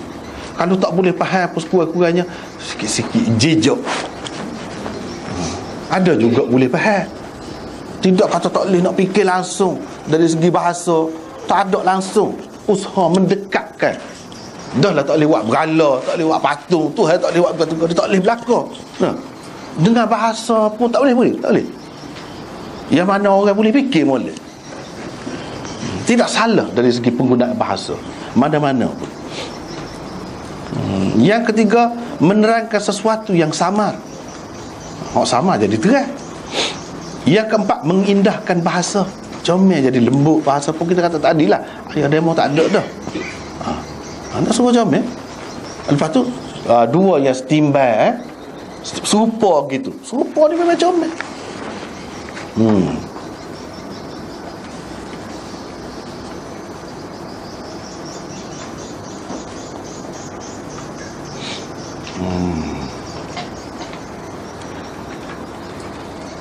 Sebab tu dalam bahasa Arab, dalam bahasa mana-mana pun gitu. Dia ada musyakalah tu serupa. Makna dia lain. Dia kata salah satu penyair, dia sebut penyair Arab, ra'aitun nas qad dhahabu ila man 'indahu dhahabu. Ra'aitun nas qad malu ila man 'indahu malu. Kata dia, kulihat manusia ini dhahabu pergi, ila man 'indahu dhahabu, kepada orang yang pergi, bukan kepada orang yang ada mah. Tapi kalau bahasa kita tidak serupa. Bahasa Arab tu hujung dia serupa. Dhahabu ni makna pergi, dhahabu ni makna mah. Itu musyakalah. Orang panggil majaz musyakalah. Termasuk dalam jinas, termasuk dalam ilmu badik, apa tu dia comel bahasa lagu tu guna.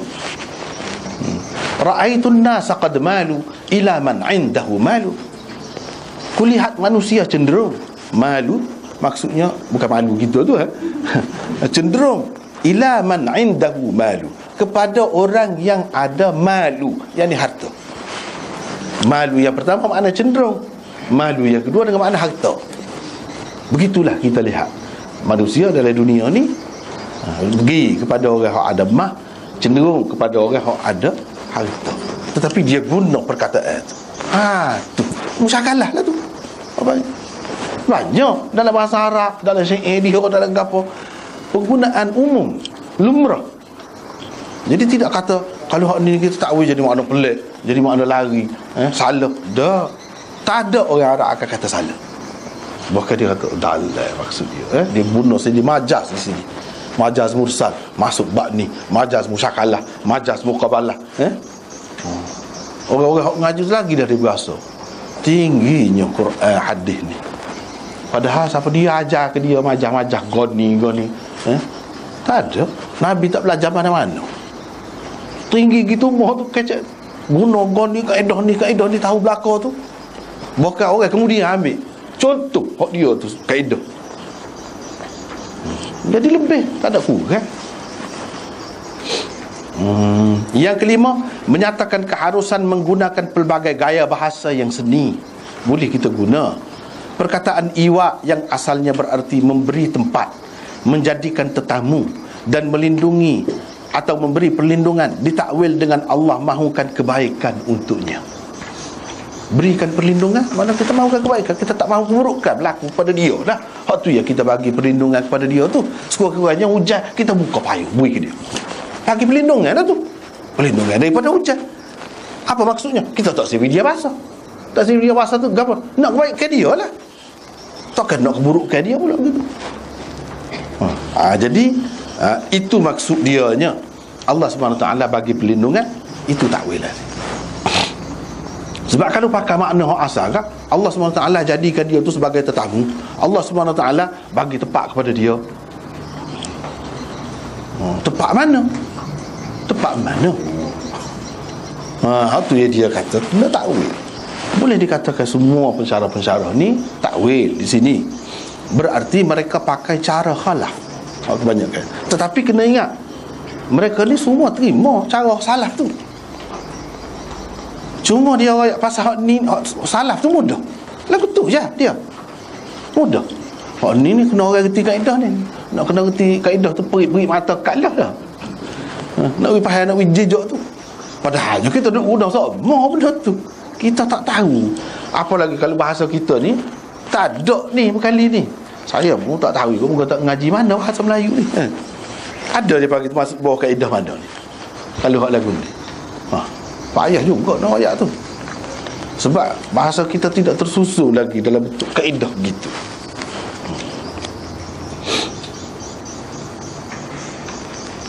Memberi perlindungan adalah malzum dan mahukan kebaikan adalah lazimnya. Cuba perhati situ, perhati. Apakah yang mesti ada pada seseorang yang memberi perlindungan kepada anda? Yang mesti ada padanya ialah ia mahukan kebaikan untuk anda. Itulah setiap bagi perlindungan, walaupun sekecil-kecil bagi payung pun. Apa lagi bagi rumah? Bagi perlindungan lah, betul maksud. Perkataan istihya yang asalnya berarti malu ditakwil dengan tidak menyiksa, tidak menghukum atau memaafkan. Yakni Allah tidak menghukum atau tidak menyiksa orang yang berasa malu itu. Hak malu tadi, Allah tidak menghukum dia. Dia bahkan memaafkannya. Apakah yang mesti ada pada seseorang yang malu kepada anda? Yang mesti ada ialah ia memaafkan anda kalau anda melakukan sesuatu kesilapan. Memaafkan seseorang adalah sesuatu yang lazim, mesti ada. Yakni pada anda apabila anda berasa malu kepadanya. Rasa malu itulah malzumnya. Kita perhati tadi, contoh tadi lebih dekat. Contoh-contoh kita buat tadi kan, masuk orang bedah subuh, itu lebih dekat, lebih mudah. Matahari jatuh dah pada orang puasa tu, lebih dekat. Maksudnya masuk dah waktu buka puasa. Itu lazimnya. Perkataan i'rad yang asalnya berarti berpaling itu pula ditakwilkan dengan marah, murka atau penghinaan. Itulah yang dikatakan menyebut malzum, berpaling. Tetapi yang dimaksudkan ialah lazimnya, iaitu marah, murka atau penghinaan. Itulah benar. Yakni Allah memurkai dan menghinakan orang yang berpaling daripada pengajarannya. Itulah maksudnya. Perhubungan di antara makna sebenar sesuatu perkataan dengan makna majazinya. Ni kaedah ni berlaku ni. Ni kaedah. Cuma tidak dalam kitab tu je. Tidak dalam kitab kaedah tu. Kitab balarah dah masuk dalam kitab hadis ni. Sebab apa nak bincang ni hadis ni? Kena guna adalah kaedah tu. Perhubungan Dia panggil alaqah. Dalam istilah asalnya, berhubungan di antara makna sebenar sesuatu perkataan dengan makna majazinya mesti ada apabila perkataan itu diguna secara majaz. Apakah perhubungannya? Perhubungannya ialah kemestian atau al-luzum. Mesti ada perhubungan. Sementara qarina atau perkara yang mendorong makna sebenar tidak dipakai pula ialah akal. Akal. Jadi hak ni pun kena hura kaedah lah. Sedikit sebanyak. Jadi luzum tadi kita kata berpaling dengan makna marah, dengan makna benci, dengan makna tak suka. Berpaling itu dengan makna tak suka. Macam mana kita boleh pakai dengan makna tak suka, makna benci tu? Kita tinggal makna asal paling gini tu. Macam mana kita boleh lari daripada makna asal kepada makna pinjaman, makna kiasan? Sebab ada perhubungan di antara makna asal dengan makna majaz itu. Perhubungan ke dia? Perhubungan kemestian. Mesti makna gitu. Mesti makna gitu. Seperti kita kata, macam mana kita faham daripada orang kata tarik jatuh dah orang puasa, orang bel mengarik dah. Kita faham dengan makna dia nak royak masa buka puasa sudah masuk. Mesti. Memang mesti. Bila malam buka puasa, itu hubungan mesti itu. Lepas tu gapo dia yang menegah kita pakai makna asal dia. Matahari jatuh tu kita tidak faham dengan makna tu semata-mata, tapi kita faham makna hak lazim dia. Gapo dia yang menghalangnya? Yang menghalangnya akal. Kita ada otak, kita faham lah. Maksud orang kata begitu tu gapo? Dia nak ayat masuk dah buka puasa, tempat apa duk main lagi? Supaya juga kalau subuh, orang best subuh dah ni. Dia nak ayat kita boleh makan habis dah masa makannya. Kita faham gitu. Sebab kita ada akal. Akal yang menegah kita daripada memakai makna asal akal.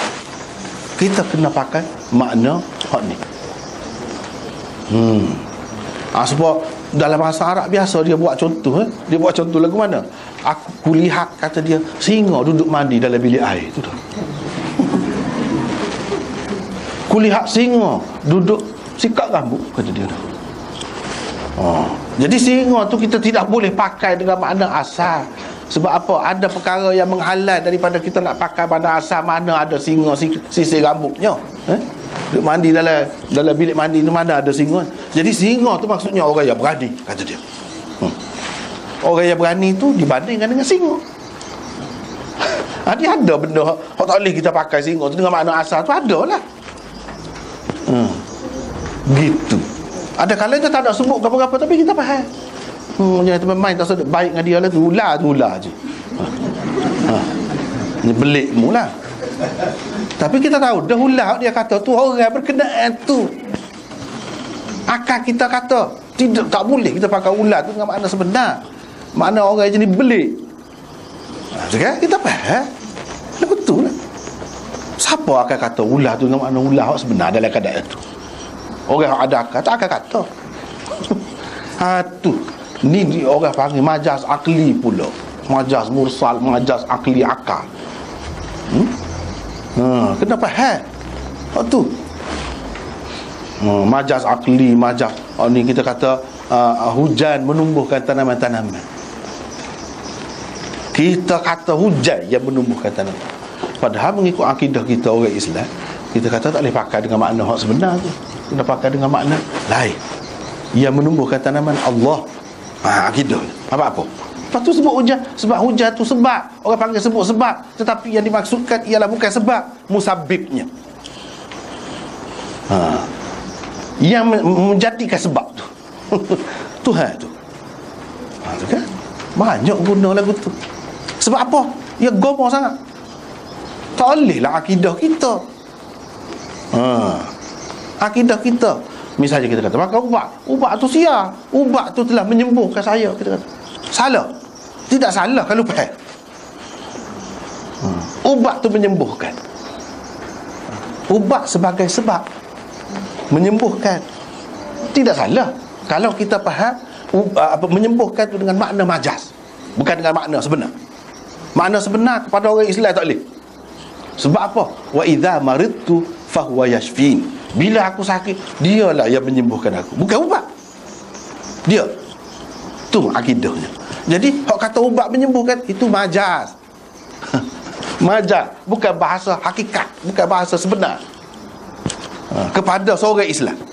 Tapi kepada orang kafir boleh jadi hak tu dia guna sebagai hakikat dah tu. Hak tu dalam ilmu balaghah tu dia bahas tu. Di sisi orang kafir dia kata hak tu sebenar dah tu. Kita Islam tidak. Bukan ubat yang menyembuhkan.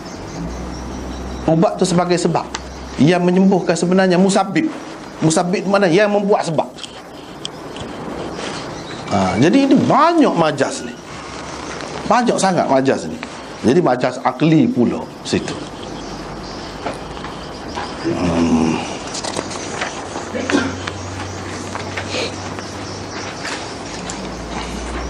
Kalau makna sebenarnya diguna, tentu Allah akan kelihatan menyerupai makhluknya.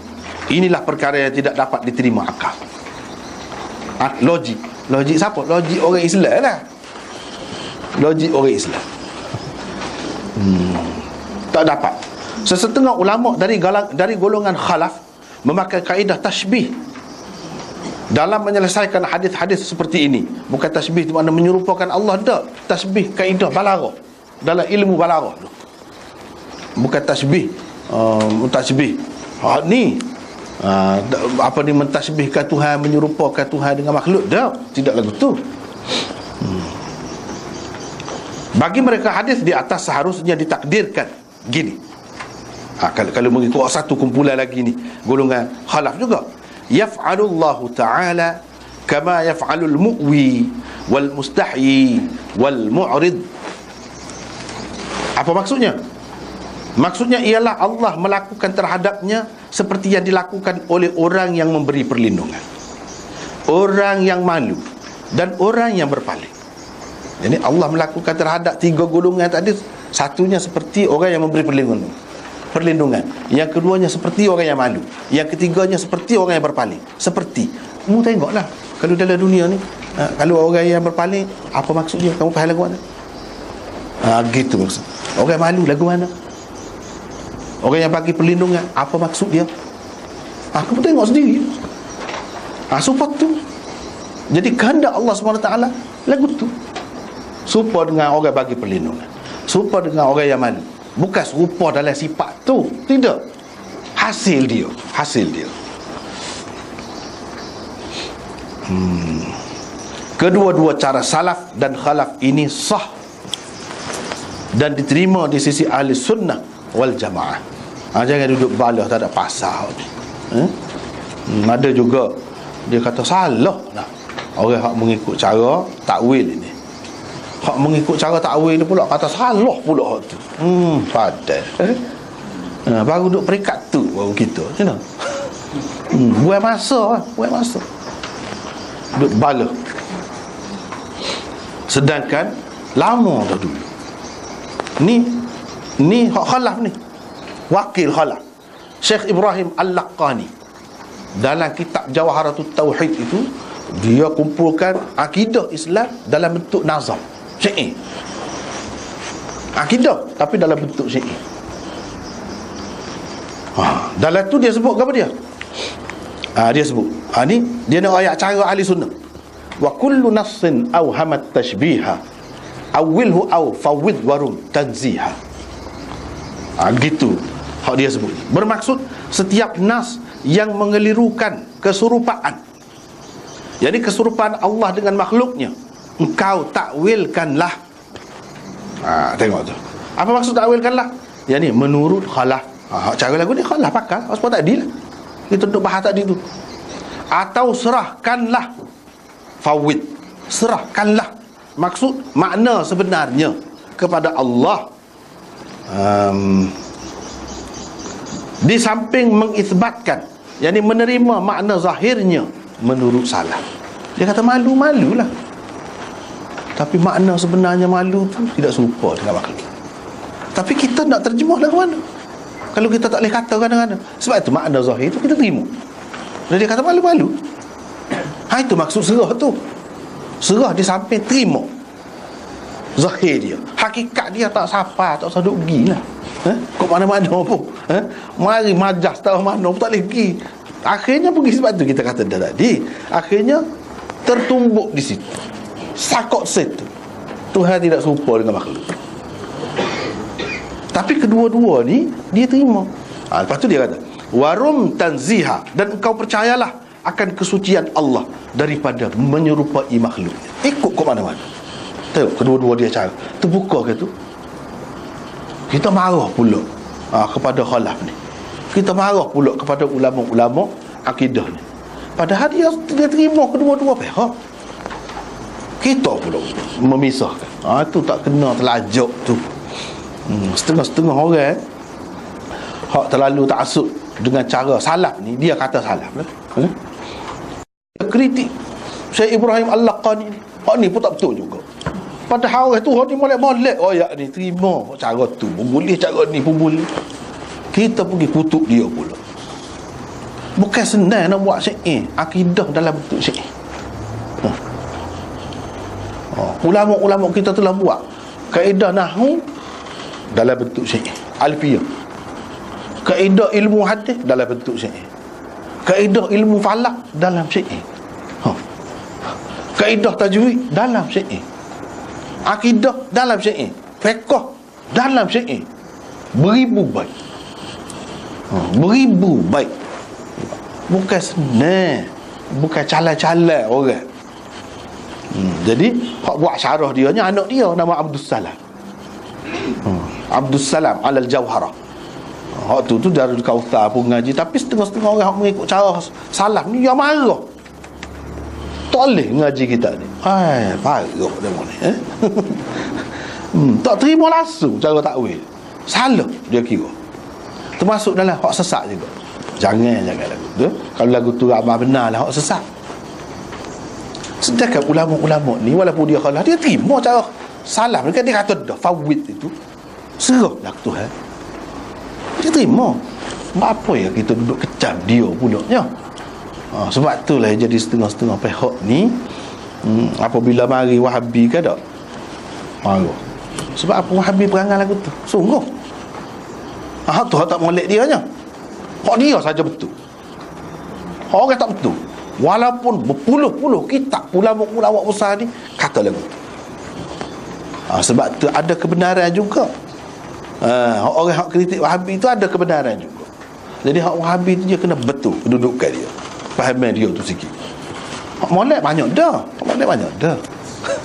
Cuma hak ni dia pandangan dia terhadap khalaf ni buruk sangat. Hak tu tak kena. Adapun yang kita tahu tentang Ibnu Taimiyah, Ibnu Qayyim, dia kritik tak apa. Sama khalaf ni Maturidiyah, kritik Asy'ariyah ada. Berapa banyak? Tak ada masalah. Tapi jangan tak terima, jangan kata dia tidak ahli sunnah. Jangan kata ni termasuk dalam 72 puak. Masuk neraka. Hoi. Paruk tu. Tu benda yang tak kena dia. Wahabi ni. Ramai orang dia lagu tu lah boleh kata faham. Lagu tu jenis tertutup. Hak dia saja betul. Dia tak boleh bertolak ansur dengan orang yang bertolak ansur dengan dia. Ni misalnya Ibrahim Al-Laqani telah bertolak ansur, tak apa. Boleh terima ni takwil, boleh lagu ni pun boleh. Dia tak boleh terima. Tu tak kena. Tidak ada sikap terbuka. Hak baik dia baik. Banyak. Itulah manusia ni kurang ada kan. Tapi walaupun kita kata dia tak betul, dia gini, jangan pula kecil dia lebih-lebih pula, telajak pula. Sebab banyak juga hak dia betul. Dia hak ni pun dia betul juga. Dia kata suruh Tuhan, suruh. Dia pakai cumanya hak tak kenanya dia menidakkan, menyalahkan orang lain tu. Tu je. Kalau tidak menyalahkan habis itu selesai, tak ada lah bala. Ni kata termasuk dalam 72 puak. Tak corek ekor lagu mana kata itu kena. Marah lah. Tak kena lagu tu, tak kena. Ni kalau lagu tu dah, kalau semua cara salah belaka, ni ulama-ulama hadis ni, kalau orang ngaji hadis ni mesti salah. Patut lagu mana ulama-ulama besar ni semua takwil sini. Sesak kau. Itulah bendanya. Kadang-kadang dia menyebabkan jadi semua orang tak kena, semua orang salah. Salah tu bukan salah sikit-sikit. Siapa kau peringkat tu 72 masuk dalam hot tu. Berat tu. Tak boleh hot tu lah antaranya yang kita tak boleh terima. Dan orang Wahabi dia kena baiki hot tu. Selagi dia tak baiki hot ni, orang tak akan pandang baik, tak akan boleh terima, akan balah berpanjangnya. Dia kena sedar. Kalau dia nak bawa cara Islam yang betul, jangan mencetuskan benda-benda gini. Dan kalau pihak lain, pihak selagi tu terima, apa yang kita tak boleh bertolak ansurnya? Siapa dia tu? Terima kedua. Sepatutnya begitu. Tak apalah. Ustaz, kalau sifat-sifat perbuatan kan macam berpaling, malu, saya faham kan, kita takwil kan. Kalau sifat-sifat fizikal macam tangan ke dan kita boleh takwil. Takwil juga.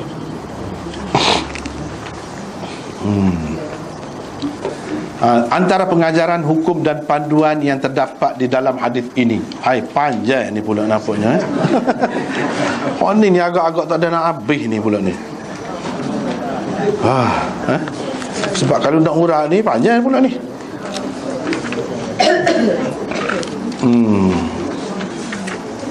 Sekat tu lah dulu Sekat tu. Kena sekat tu dah. Apa lagi pasal ada ni kata ni? Tuan Haji Hassan baru ni bagi suruh saya tengok. Memanglah boleh dikatakan tak boleh pakar sajalah ni. Ni apa dia nama dia? Biografi Agung Rasulullah sallallahu alaihi wasallam. Oh begitu namanya. Rushdi Rabli Al-Jauhari, orang Johor ni. Jadi dalam ni sebenarnya mengandungi wasiat Rasulullah kepada Sayyidina Ali. Hak ni kita sudah sebut dah sebelum pada ni. Tak ada wasiat Rasulullah kepada Sayyidina Ali ni hak betul. Ada paling tinggi pun 2. Hak terima semuanya hak tu tak sah. Lain tak sah belaka. Sudah sebut dah dulu. Lepas tu dia mengandungi 10 wasiat Rasulullah kepada puterinya Fatimah Az-Zahra. Macam-macam lah, menarik juga ni. Terutama ada orang perempuan ni kan nak baca sikit ni. Tapi hak ni mengarut juga. Mengarut juga. Kebetulan ni bagus ni. Sudah ada dah apabila kita buat sesuatu benda, lepas tu pakak periduk tu kan, bagus lah. InsyaAllah akan berubah suasana masyarakat ni. Ni sudah ada. Saya pun tak kenal tuan dia ni, dia kira kalau saya katanya tesis dia ni. Tesis master kau gap dia ni. Tak jumpa dengan dia ni, nak jumpa. Jadi dia kirim. Jadi nama dia Muhammad Zul Khairi Muhammad Nuh. Ada sini pun tak tahu. Tu hak kirim ni. Dalam ni dia ada sebut juga. Tu bagus. Mana sekarang ni sudah ramai dari antara kita ni yang tak sih nak balik kepada hak asal, nak balik kepada hak betul, hak bersih. Hak kotor tak sih dah. Dalam ni dia cuba. Tajuk dia penilaian semula terhadap sirah Nabi, kisah para sahabat dan ulama. Molek benar. Jadi termasuk salah satunya wasiat kepada Fatimah ni. Ada juga dalam ni. Cuma dalam ni lebih panjang lagi daripada hak ni. Hak ni 10. Banyak lagi panjang lagi sini ni. Parok-parok lah. Jadi kita baca hak ni. Hak ada sini. Sudahlah. Hak ni dia tersebar di buku ke lagu mana? Buku kan? Ada juga. Ada lagu ni. Saya faham benda lagu ni. Apa dia? Ya Fatimah, wanita yang membuat tepung untuk suami dan anak-anaknya, pasti Allah akan menetapkan kebaikan baginya dari setiap biji gandum, melenyapkan keburukan dan meningkatkan darjat wanita itu. Ya Fatimah, wanita yang berpeluh kerana ketika mengisar tepung untuk suami dan anak-anaknya, nescaya Allah menjadikan dirinya menjadikan dirinya dengan neraka 7 tabir pemisah. Ya Fatimah, tiadalah seorang yang meminyakkan rambut anak-anaknya lalu menyikat dan menyuci pakaiannya, melainkan Allah akan menetapkan pahala baginya seperti pahala memberi makan 1000 orang yang kelaparan dan memberi pakaian 1000 orang yang telanjang. Dalam ni minyak sisir rambut suami. Tak apalah, macam-macam ada ni. Kita ringkas lah, ni pun 10 ya. Sini banyak lagi. Walaupun kata 10, lebih daripada tu.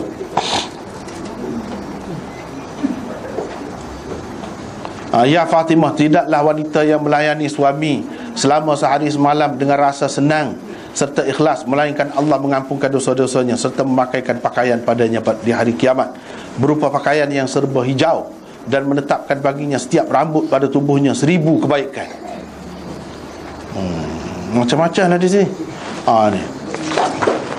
Ya Fatimah, apabila wanita mengandung, maka malaikat memohonkan keampunan baginya, dan Allah menetapkan baginya setiap hari 1000 kebaikan serta menghilangkan 1000 keburukan. Ketika wanita merasa sakit untuk melahirkan, Allah menetapkan pahala baginya sama dengan pahala para pejuang di jalan Allah. Jika dia melahirkan kandungannya, maka bersihlah dosa-dosanya seperti ketika dia dilahirkan dan dari kandungan ibunya. Bila meninggal ketika melahirkan, maka dia tidak akan membawa dosa sedikit pun. Di dalam kubur akan mendapat taman-taman indah yang merupakan sebahagian dari taman syurga. Dan Allah memberikan pahala kepadanya sama seperti pahala 1000 orang yang melaksanakan ibadah haji dan umrah, dan 1000 malaikat. Banyaklah jenis-jenis lagu ni kan. Tak lagi. Ni semua ni mengaruh. Tak ada asal. Kalau kita nak tengok ni, apa di saudara kita Muhammad Zulkhairi ni tulis, dia ada pula macam-macam dalam ni. Kisah percintaan tersembunyi antara Fatimah dan Ali. Ada pula percintaan semua. Wasiat Nabi kepada anaknya Fatimah. Kita baca hujung dia, komen dia, perbahasan dia. Hadis ini terlalu panjang, meskipun terdapat beberapa artikel menyatakan 10 nasihat. Seperti dalam ni kan 10 dia sebut. Sebenarnya panjang lagi. Rasulullah SAW kepada Fatimah, orang yang boleh jadi hak ni Fatimah saja je, tak ada riwayat ni, tak ada diketahui siapa ambil daripada Fatimah ni, tak ada. Maka ini menunjukkan bahawa tidak syak lagi bahawa ia merupakan pembohongan kepada Rasulullah dan anak-anaknya Fatimah radhiyallahu anha. Sebagaimana tak apalah, banyak keganjilan yang terkandung di sebalik pesanan Nabi sallallahu alaihi wasallam ini. Ia secara zahirnya menunjukkan keutamaan suami ke atas isteri secara melampau, sehingga isteri seolah-olahnya hanya menjadi hamba kepada suami. Memang kalau kacau ni teruk benar. Hak panjang ni. Jadi hak kena taatnya isteri semua dah. Hak lelaki ni tak ada mana. Sehingga isteri seolah-olahnya menjadi hamba kepada suami, termasuk sebagai hamba seks. Apatah lagi kisah ini diadunkan pula dengan kisah muti'ah. Ada pula cerita muti'ah tu kan. Hak sahur tu. Ada orang bubuh nama anak dia bernama Muti'ah. Ada. Ambil cerita ni mengarut lakon.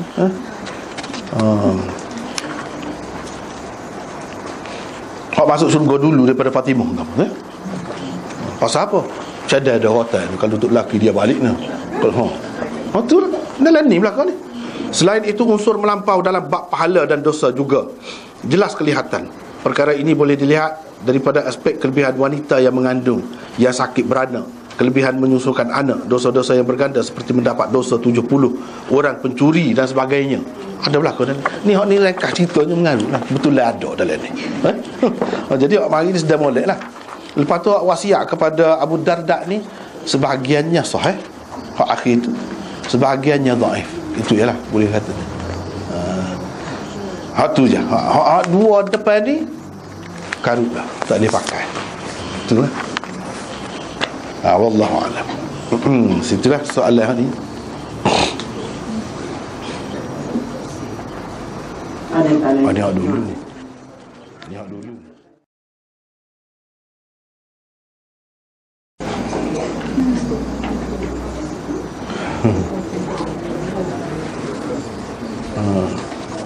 Adakah pengajar tahlil arwah yang tahu ianya betul?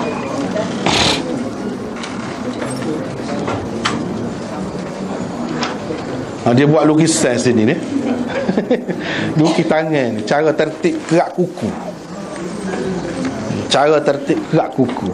Ada kerak kuku hari Jumaat, hari ni ada tu macam-macam tu, mati kena bunuh kau orang lah, macam-macam. Dalam cerita-cerita kitab-kitab lama kan. Jadi hak ni mula-mula, ni yang kedua, ni yang ketiga, yang keempat. Ni cara mengikut tertib tak ada. Tak ada. Ini tak boleh berlaku. Tengah malam, tengah hari boleh berlaku. Tak ada. Supaya tula. Tak ada ketetapan. Tak ada ketetapan. Bila perlu dia gerak. Bila perlu dia gerak. Tidak ada hak lagu ni, tak ada. Banyak benar dalam masyarakat ni kan. Lepas tu ada pula, misalnya ketika orang bel tu kan nak baca pakai syafna kereta akal kan. Itu di ni kuku, itu di mata, macam-macam dalam masyarakat ni. Jadi hak ni semua tak ada. Kita boleh gerak mana-mana dulu, tak kisah. Hak mana ke dia tak jadi apa. Orang sampai dulu dia tak uwi malam, takut muka sampai dulu kan rumah ni dia gelegam jatuh bawah gapo-gapo dah. Tu dia tak uwi nyapu siapa tengah malam gapo kan. Tu tak ada gap. Gerak kuku pun gitu juga. Tak ada kata pada masa junub ke mari kotor kau tak boleh gerak kuku. Kita sudah bincang dah dulu dalam Bukhari ni sendiri sudah ada dah. Boleh berlaku. Tak ada gapo. Tak pun kita amal masih ayat Quran tu kata macam kita ustaz kata di masa syafna kita untuk mata kita ni supaya mata kita lebih cerah kita baca ayat dia pasal dia ada latar belakang tadi lah, takut kita kait dengan hak tu. Kait dengan cerita bahawa Nabi SAW buat gitu. Kalau tidak, kalau kita sudah terbukti benda tu jadi, boleh tak apa. Jangan kait dengan Nabi. Begitulah. Kalau kait dengan Nabi, Rejab tak boleh. Kalau nak puasa bulan Rejab, tak apa. Pada hari Khamis, Isnin misalnya kita kata, tak apa. Jadi hak ni pun gitu juga. Hak kita berubah guna Quran, tak apa. Ayat-ayat. Jangan kata Nabi kata. Jangan gitu. Kecuali kalau ada tak apalah. Qul a'udzu birabbil falaq mu'awwidhatain. Tu ada hak tu. Kalau orang kena sihir ke apa tu dalam hadis ada. Tak apa dah boleh baca. Boleh kata lah Nabi kata. Kalau tidak macam hak setara saat ni, tak boleh kata. Tapi kalau terbukti orang buat gitu, ada pengalaman jadi cerah mata, tak apa. Ayat Quran memang jadi penawar pun. Jadi penawar. Tak apa. Ni yang kedua, adakah penganjur tahlil arwah yang tahu ianya bid'ah akan dihalang dari kolam Kautsar Nabi SAW di akhirat kelak? Dia ni kebanyakan orang kita tak faham sebenarnya. Orang kita ada buat benda bid'ah ni, dia tidak anggap bid'ah apa benda tu. Situ lagi silap dia. Punca dia tu. Satu, takrif bid'ah. Situ lagi bezanya. Yang keduanya, dia tengok ramai orang alim, orang pandai-pandai buat. Jadi turut, keliru. Bukan dengan niat ni bid'ah, tak cara kita nak pergi doa ni. Dia tidak gitu. Tapi dibimbangilah. Dibimbangi berdasarkan hadis, innaka la tadri ma ahdathu ba'dak. Kamu tak tahu gapo dia yang mereka telah ada-adakan, buat benda baru selepasmu mati. Waktu tu Nabi SAW tengok umat dia. Tengok umat dia panggil marilah nak mari. Tiba-tiba mereka itu dihalau. Sebab apa? Nabi kata sebabnya mereka buat benda baru selepas daripada kematian Nabi. Benda baru tu bid'ah lah. Jadi dibimbangi. Takut-takut. Kalau tidak termasuk, banyak makna yang diberikan oleh ulama. Antaranya jadi murtad selepas pada zaman Nabi tu.